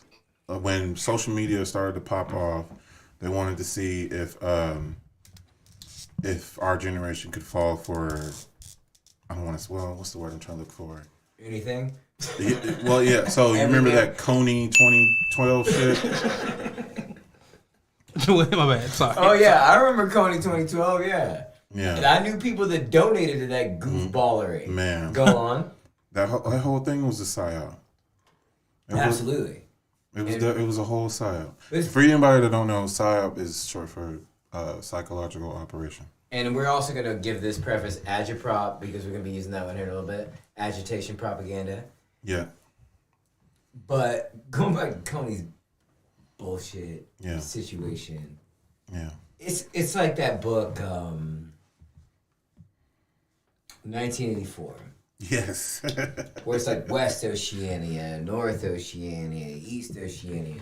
Like you don't ever see any of these theaters of war, and your only connection to it is what you see through a screen, which is a really dangerous situation because like, who's to know if any of this is even happening?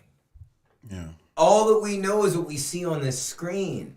So like, is any of this even fucking real?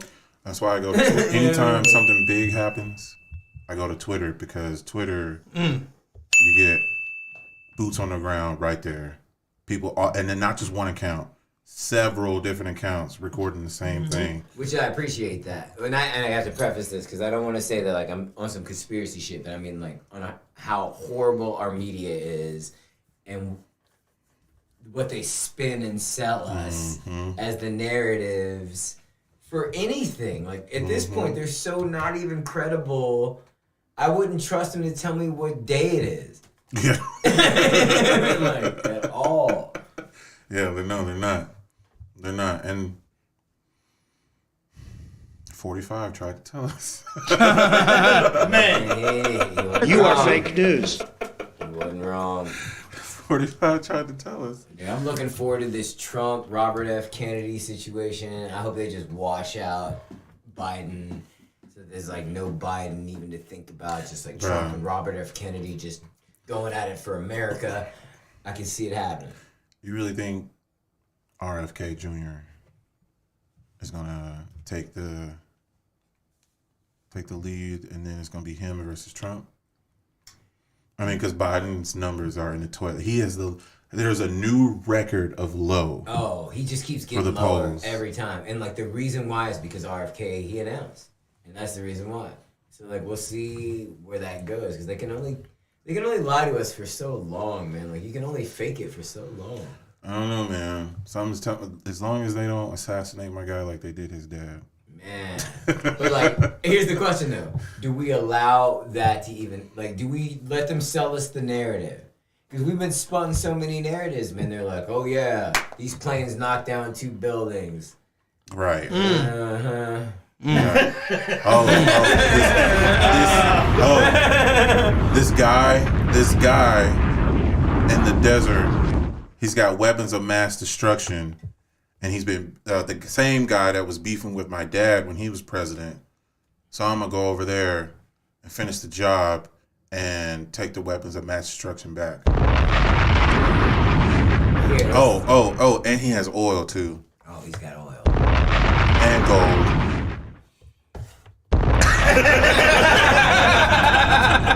And they need to be liberated in freedom.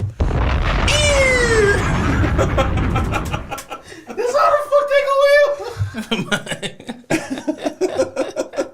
But here's the thing that pisses me off, man, because like you get a dude like Obama comes in for 8 years, he goes into Africa and just fucks up.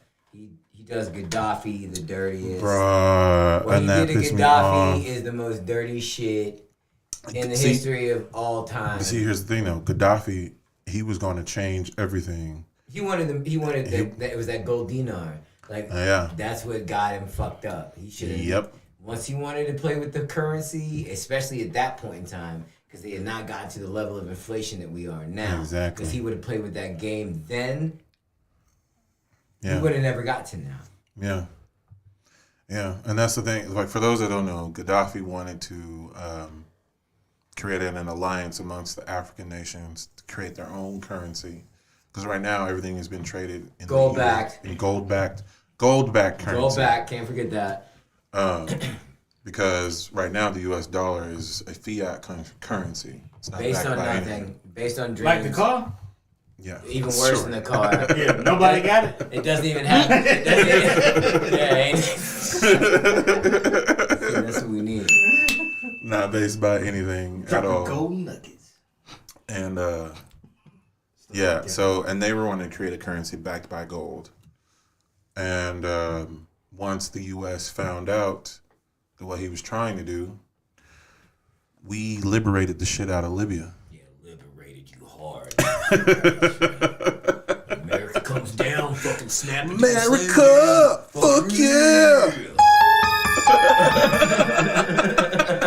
Look, don't let one of these third world countries find some type of oil, gold, or some type of shut the fuck up. Renewable resource. Oh, the U.S. is gonna come at your door. Hey, we're gonna liberate you. It sounds like you need some freedom. Let's give you some freedom, guys. It was at this moment that he knew he fucked up. You know in America, freedom coming down to your ass. Mm-hmm. Hell yeah. Bombs over Baghdad. Yeah. Bombs over Baghdad. Oh, shit. All right, let's talk about this for a second.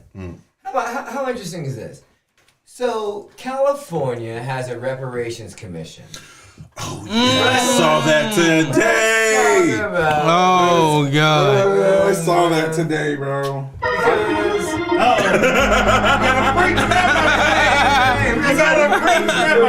Let's talk about it. Yeah. Because it's very interesting to me that it did not start in the city. How is California? How is California? The first state to put reparations on the board when the South are the dirtiest dirt McGurk in a skirt motherfuckers that have of all time. The reparations start here.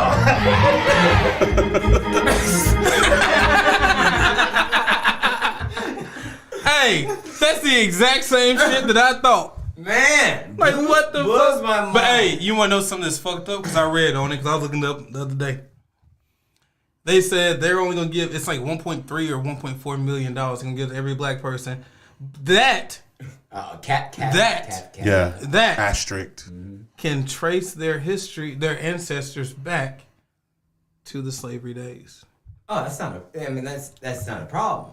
But they even did another caveat in the state.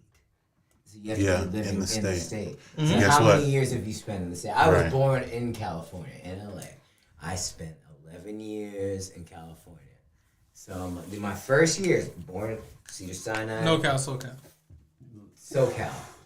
Like, I'm interested to see how this goes because that's where all my family is.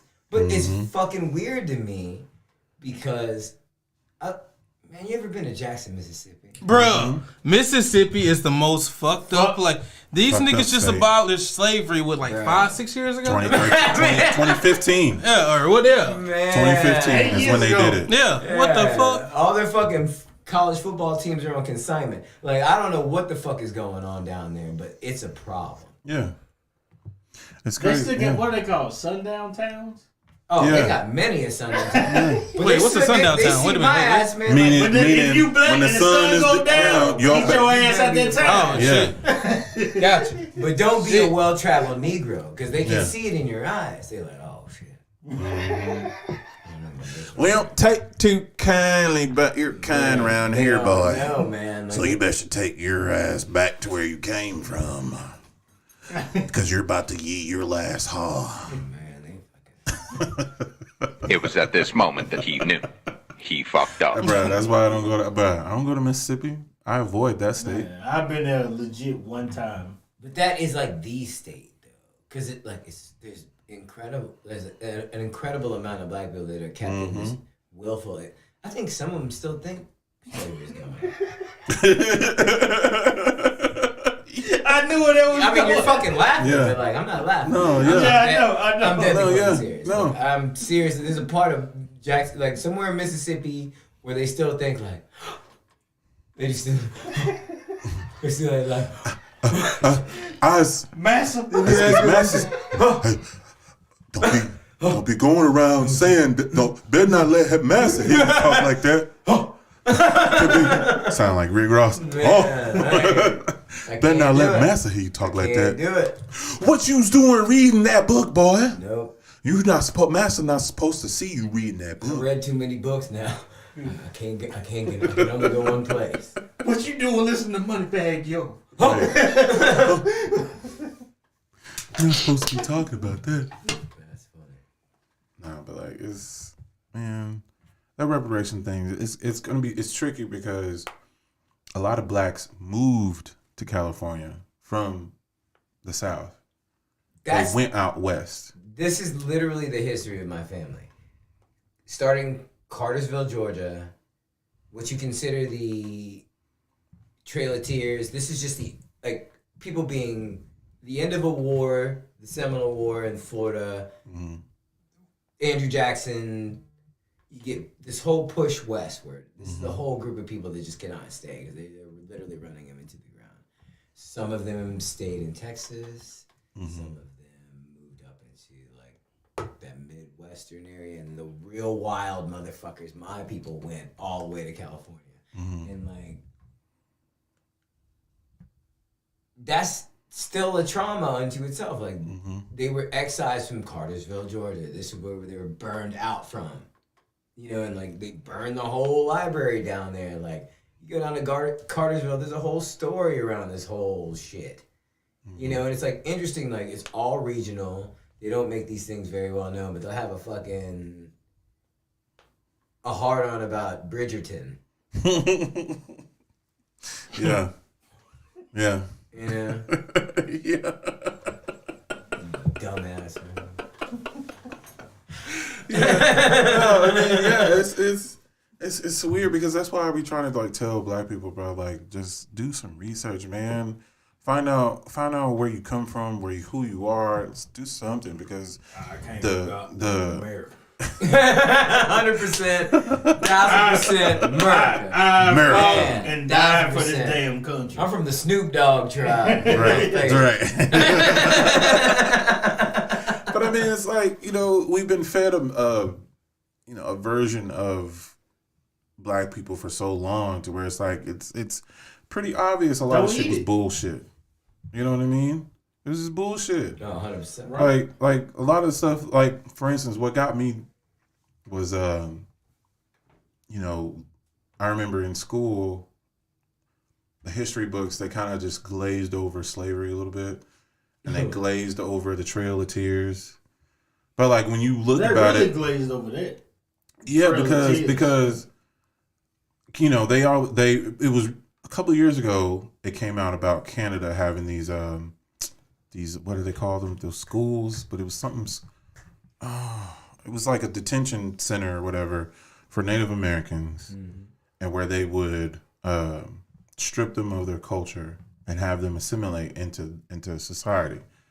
The U.S. had that shit too. Oh, public school? No, not public schools. It was called. You know what I'm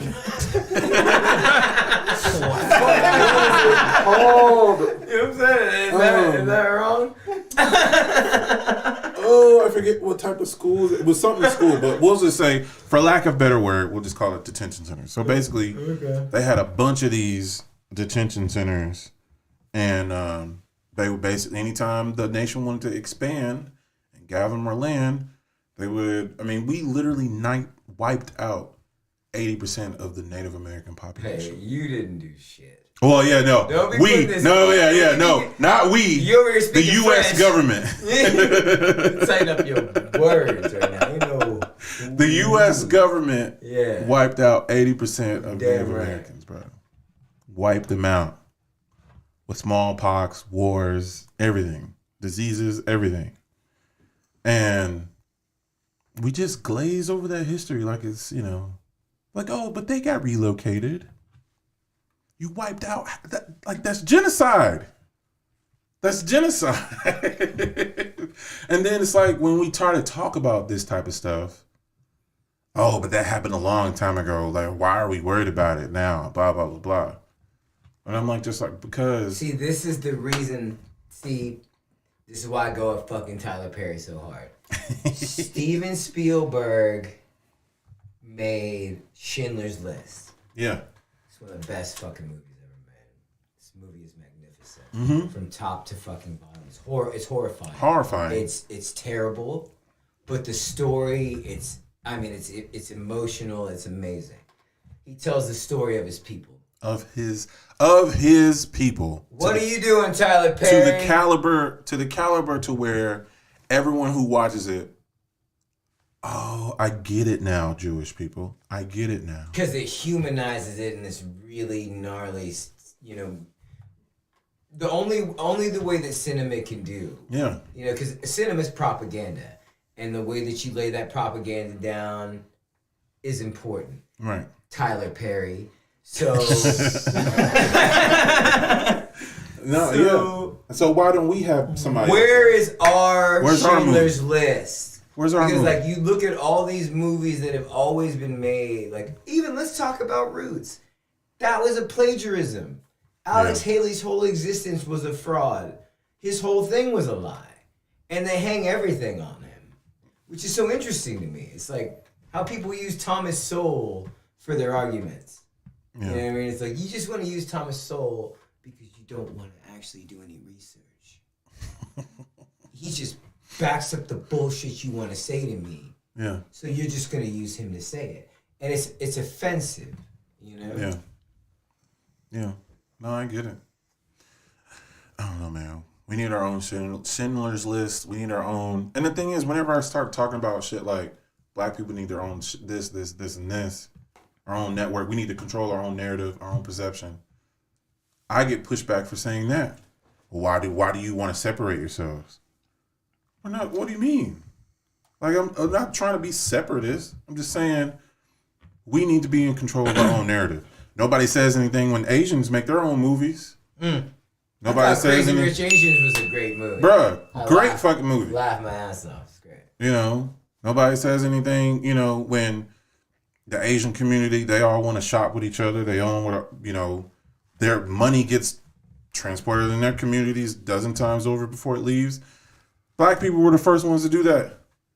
But anytime we start talking about this shit, though, oh, why do you want to separate? We should all be equal and this and that. But I'm like, okay, well, where's that smoke for them? Where's the smoke for the Jewish community? They all fuck with each other heavy. Well, obviously, you don't smoke about them when they do it. It's cool when they do it. It's a problem when I do it. Fuck them. Oh, my bad. I got an element. What's some other motherfuckers called? Them Amish folks? Same thing. Amish people only fuck with each other. Where's the smoke for them? Listen, there's nobody got no smoke. Latinos. Where's the smoke for them? They only fuck with each other. Come on, bro. Like, everybody fucks with each other, bro. The thing is, like, we cannot be allowed to fuck with each other because, like, think about it, man. We're the arbiters of. You just look at the global culture and what it is. You go to Russia, what do they dress like? What do they act like? You go to any of these countries, what do they dress like? What do they act like? It is an Americanized black person facade, which is not even really us. You know what I'm saying? Because we are a myriad people.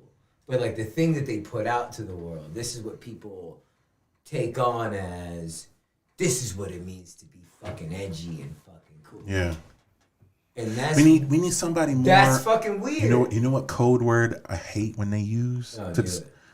We need someone more urban. I love urban. We need somebody more, just has like an urban diaspora.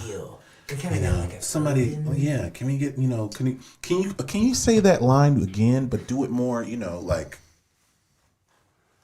like, niggerish. Like, see, they want to say that, but they can't. Yeah. So they use urban phrases like urban and inner city. What's another fucking code word they always use? Cultured. Yes. Shit. Woke. Woke is the new word. Woke is the new word. Woke is their new one. That's the new nigga right there. Right. They're like, this woke ass bullshit. Watch this woke bullshit. Woke bullshit. Yeah. My name is Greg DeSantis. Woke bullshit. He wants to say nigga so bad. I just wish he would say it and just get it over with. Like, fuck. But yeah, those are the code words. The code words. No, he can say it in Spanish. It's fine, man. Right, negro. Negro. Negro. The Negros. Like, you can get away with some shit, DeSantis. You know how to play games. Shit. Yeah, bro. Right, Becca. She was like, then when the black community made a successful Wall Street, it gets burned down. Yeah. Yeah, everything successful gets burned down. Yeah. And then they're like, pull yourself up. And you're like, wait, man, you just burnt the stairs. Right. You just burnt the stairs. Hold on. Like, see, and then how does of course, this work? Then when that playbook has been used too many times, they're like, okay, and this is the 80s. All right, well, we can't just go around bombing every neighborhood, so we got to come up with a new idea. Oh, I know. Let's flood cocaine in the streets. Bro. Crack cocaine. Oh, the 90s are here? Okay, all right. So what else can we do? Oh, I know. 94 crime bill. 3-strike law. Yeah, Biden, y'all, man.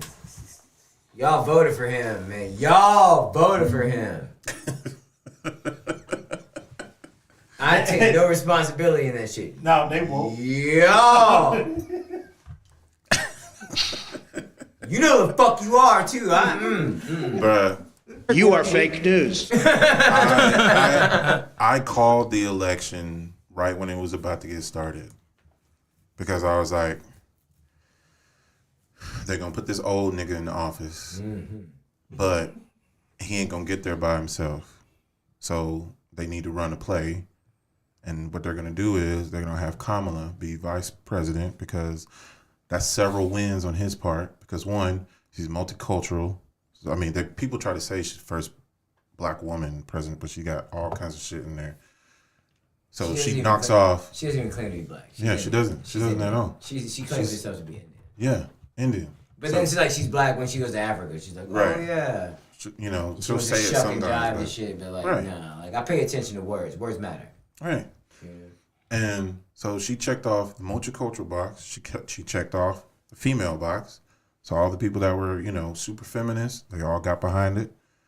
And all the people that were like, well, I just don't want Trump in office, so we want someone else. And I don't think this old nigga gonna make it in the next 4 years anyway. So just like that movie Django, where he's like, they ain't here for you, they here for that colored girl. That's why a lot of people voted for him. So, but he hasn't croaked over yet. I don't believe any of that. Which is surprising. Which is surprising. Yeah, I know, right? Yeah, I know. I thought he would have passed away by now, but yeah, like 2 years ago. But I don't know. They voted for Biden. Biden was supposed to be in there. They wanted him to win. And I don't know what's going to happen this time because his approval rating is in the toilet. Trump still has a shit ton of supporters, bro. And with Republicans, it's kind of like they all fall in line. Whoever is the person that's the guy. Democrats fall in love, Republicans fall in line. So whoever is the main guy that they're supposed to rally around, that's who they're going to ride for. So this election could go anywhere. Don't know, but it's going to be a cool rematch. This is going to be Rocky 3. I hope to see Biden get knocked out early and RFK in there and Trump in there. And Biden's trash. You gotta go, man. Like, he's old. Look at what he did. Like, you want to talk about that crime bill? You want to talk about that crime? Who wrote the crime bill? Yeah. Mm-hmm. And they act like and all these old people voted for him. Yeah. And they sat there and watched him do that shit in the 90s. And then they fucking voted for him again. And then I have to sit there and I look at Black America and I'm looking at you and I'm like, what told me fucking clowns. Because it's like, what? How can you satiate something like that? What told me everything I needed to know when he was like, if you don't vote for me, you ain't black. Oh man. Oh, and they fucking bought that shit. They're like, woo, you tell them, Biden. You remember that stupid shit? Do you remember that? I do remember. Like, I would think about if Trump would have said that. Bro, I almost wanted to flip a fucking table over for all the fucking black women I heard. Like, ooh, you tell them, Biden. I'm like, I could have fucking burned the whole country down off that shit. Ignorant ass coons. Man, y'all. That was the whole fucking. And look at where we're at now. Look at what he did. And it's so funny to me. Like, they actually, like, it's so crazy. Like, reparations is such a crazy concept. When, like, the billions of dollars they sent to the Ukraine just the other day. Like, billions. Yeah. And this is not money that's ever coming back into America. No. Like, at least $1 billion given to black Americans is going to be circulated in America.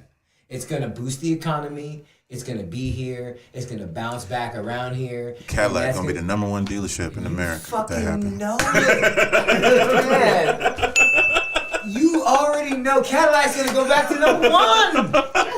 #1 Cadillac, we're coming for you, baby. We're going to be #1. Next thing you know, they're going to sell out on all the rims. Bro, everything. I cannot fucking wait. Like, man, you already everybody going to be iced out. First purchase. Boom, boom.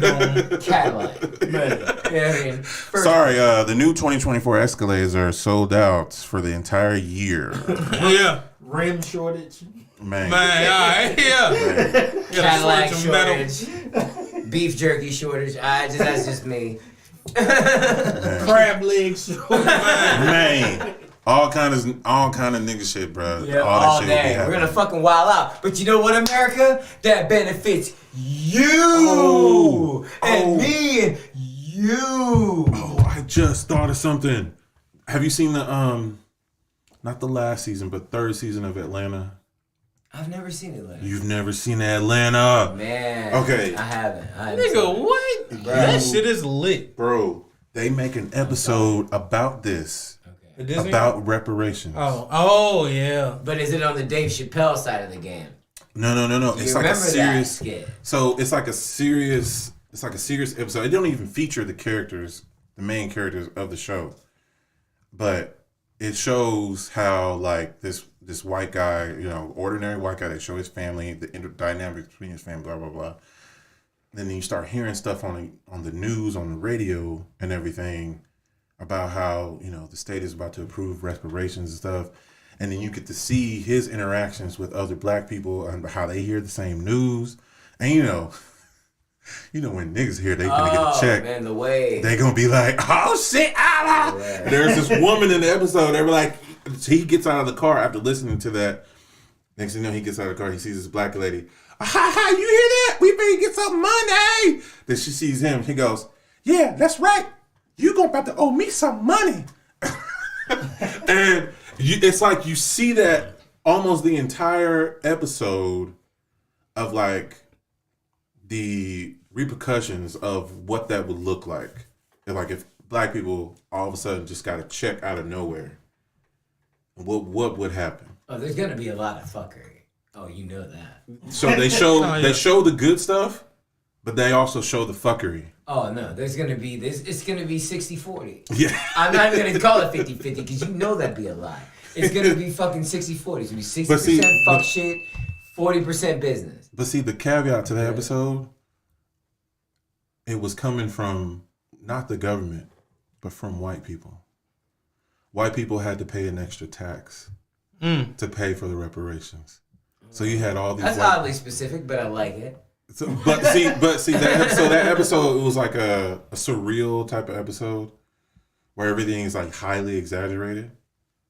But it was very interesting to watch because I was like, wait a minute, so they gonna make all the white people work extra hard just to pay all these black people? Bro, what the fuck is this episode? Sounds lit to me, nigga. But yeah, check out that. I think it's season 3. Season 3 of Atlanta. Season 3 of Atlanta. To this day. Now what they're gonna do is they're gonna give black people reparations. It's gonna crash the dollar, and they're gonna be like, "See, black people destroyed the dollar, and we're gonna be left holding another bag." This is exactly how this thing's gonna go. Bro, just give me my $1 million. I'm gonna fuck off to the island somewhere. Just fuck it off quick, because the value. I mean, we're just cascading. Do you realize? I mean, am I just feeling this, or are you guys feeling this too? Like, everything is just you can't go as far with what you got no more. You know what I mean? Like, nothing goes as far as it used to. Like, it's harder to move around. Like, this country is dissolving. Bro, listen, what did Dave Chappelle say? Oh, he was like, listen, y'all better learn how to rap, play ball, tap dance, or something. Nigga, you are trapped. You are trapped. Either do that or sell crack. That's the only option. Fucking right, man. All right? There. Y'all better learn how to do something. Tell jokes, tap dance, sell drugs, do something. Get the horn. Better put your head in these books. But they get to entertain these white folks. Right. Man. Shook and jive, nigga. Shook and jive, nigga. Hell no. All right, we need to wrap this up, though. Oh, shit, it's 11. Yeah, 11, make a wish. Hey, man. It's $1 billion. 100. It's the 100th Yeah. episode. A 2-hour episode, that was working. Yeah. We talked some good shit tonight. Man, Yeah. we did, bro. I feel like I got a lot Yeah, of shit y'all did. Yeah, man. Hey, listen. These up here drinking. Hey, damn, that shit great. Damn, for real, man. Y'all could have contributed. I mean, at any point in time, we Right. took a silent Smart bottle. motherfucker. Yeah. I know what the fuck y'all were talking about 95% of the time. Whose fault is that? Right. Hey, man. Y'all fault. Okay, No, that's it's fair. y'all's. Should have dumbed it down a little bit. Man, read a That's book fair. then, nigga. Audible. You know how to say this shit. Yeah. Bitch. Sure, you had to dumb my ass. The audio. You calling it? All right, final thoughts. What y'all got? Mine is quick. Nah, look, yeah, let Mine is quick. Please. Nowadays, Please, bud. don't nobody treat a nigga worse than another nigga. So let that sink in. Facts. Don't like it. That's all I got. No, you don't go first. Oh, shit. My final thoughts. Black people, we need to stick together, man. Man, we do. At the end of the day, you need to support black business, Yep. support anything black. I don't give a fuck what the fuck it is. Do support your fucking people. Support, Yep. support. I don't give a fuck. If Lil Ray down the street dropping the album, go buy that shit. Man. Support this nigga. Man, Help this nigga out. He might remember you, get on, and goddamn give you some money. Never know. man. Black people, I know y'all love money. But look, support your community, support the people around you. Rule number one. That's all I got. Yep. I'll take it. Yep. So I will say this. In the future that we are going into, likes and observation is the key. They call it paying attention for a reason, because you're paying something and it's your attention. So when you're paying attention, make sure that it has your heart behind it, and then you're moving the culture forward, because this shit is about to get really weird. Super. I guess my final thoughts would be, this might be, this is going to be off from what we were talking about, but give people their flowers while they are still here. I saw something today in my memories of this guy I met, and he's passed away. He passed away in 2020. And everybody was commenting on his page, talking about how much they miss him, how much they love him, how much he was doing this, that, blah, blah, blah, blah, blah. Where was this energy at when he was alive? And I see this happen way too much, where motherfuckers, they get on somebody's page who's dead, who's passed on. They can't see your message. No matter what you believe in, no matter how you see death and life, that person can't see what you're typing on the page.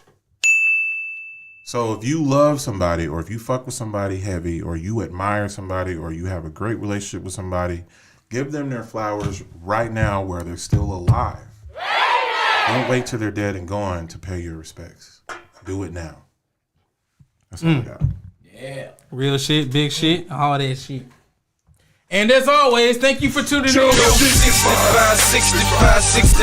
Southside, I can show you how I'm living, I can show you what I'm about. And I'm sick and tired these niggas with they mouth. If you really what you about, go 65 South, go 65 South. It's like I can show you how I'm living, I can show you what I'm about. And I'm sick and tired these niggas with they mouth. If you really what you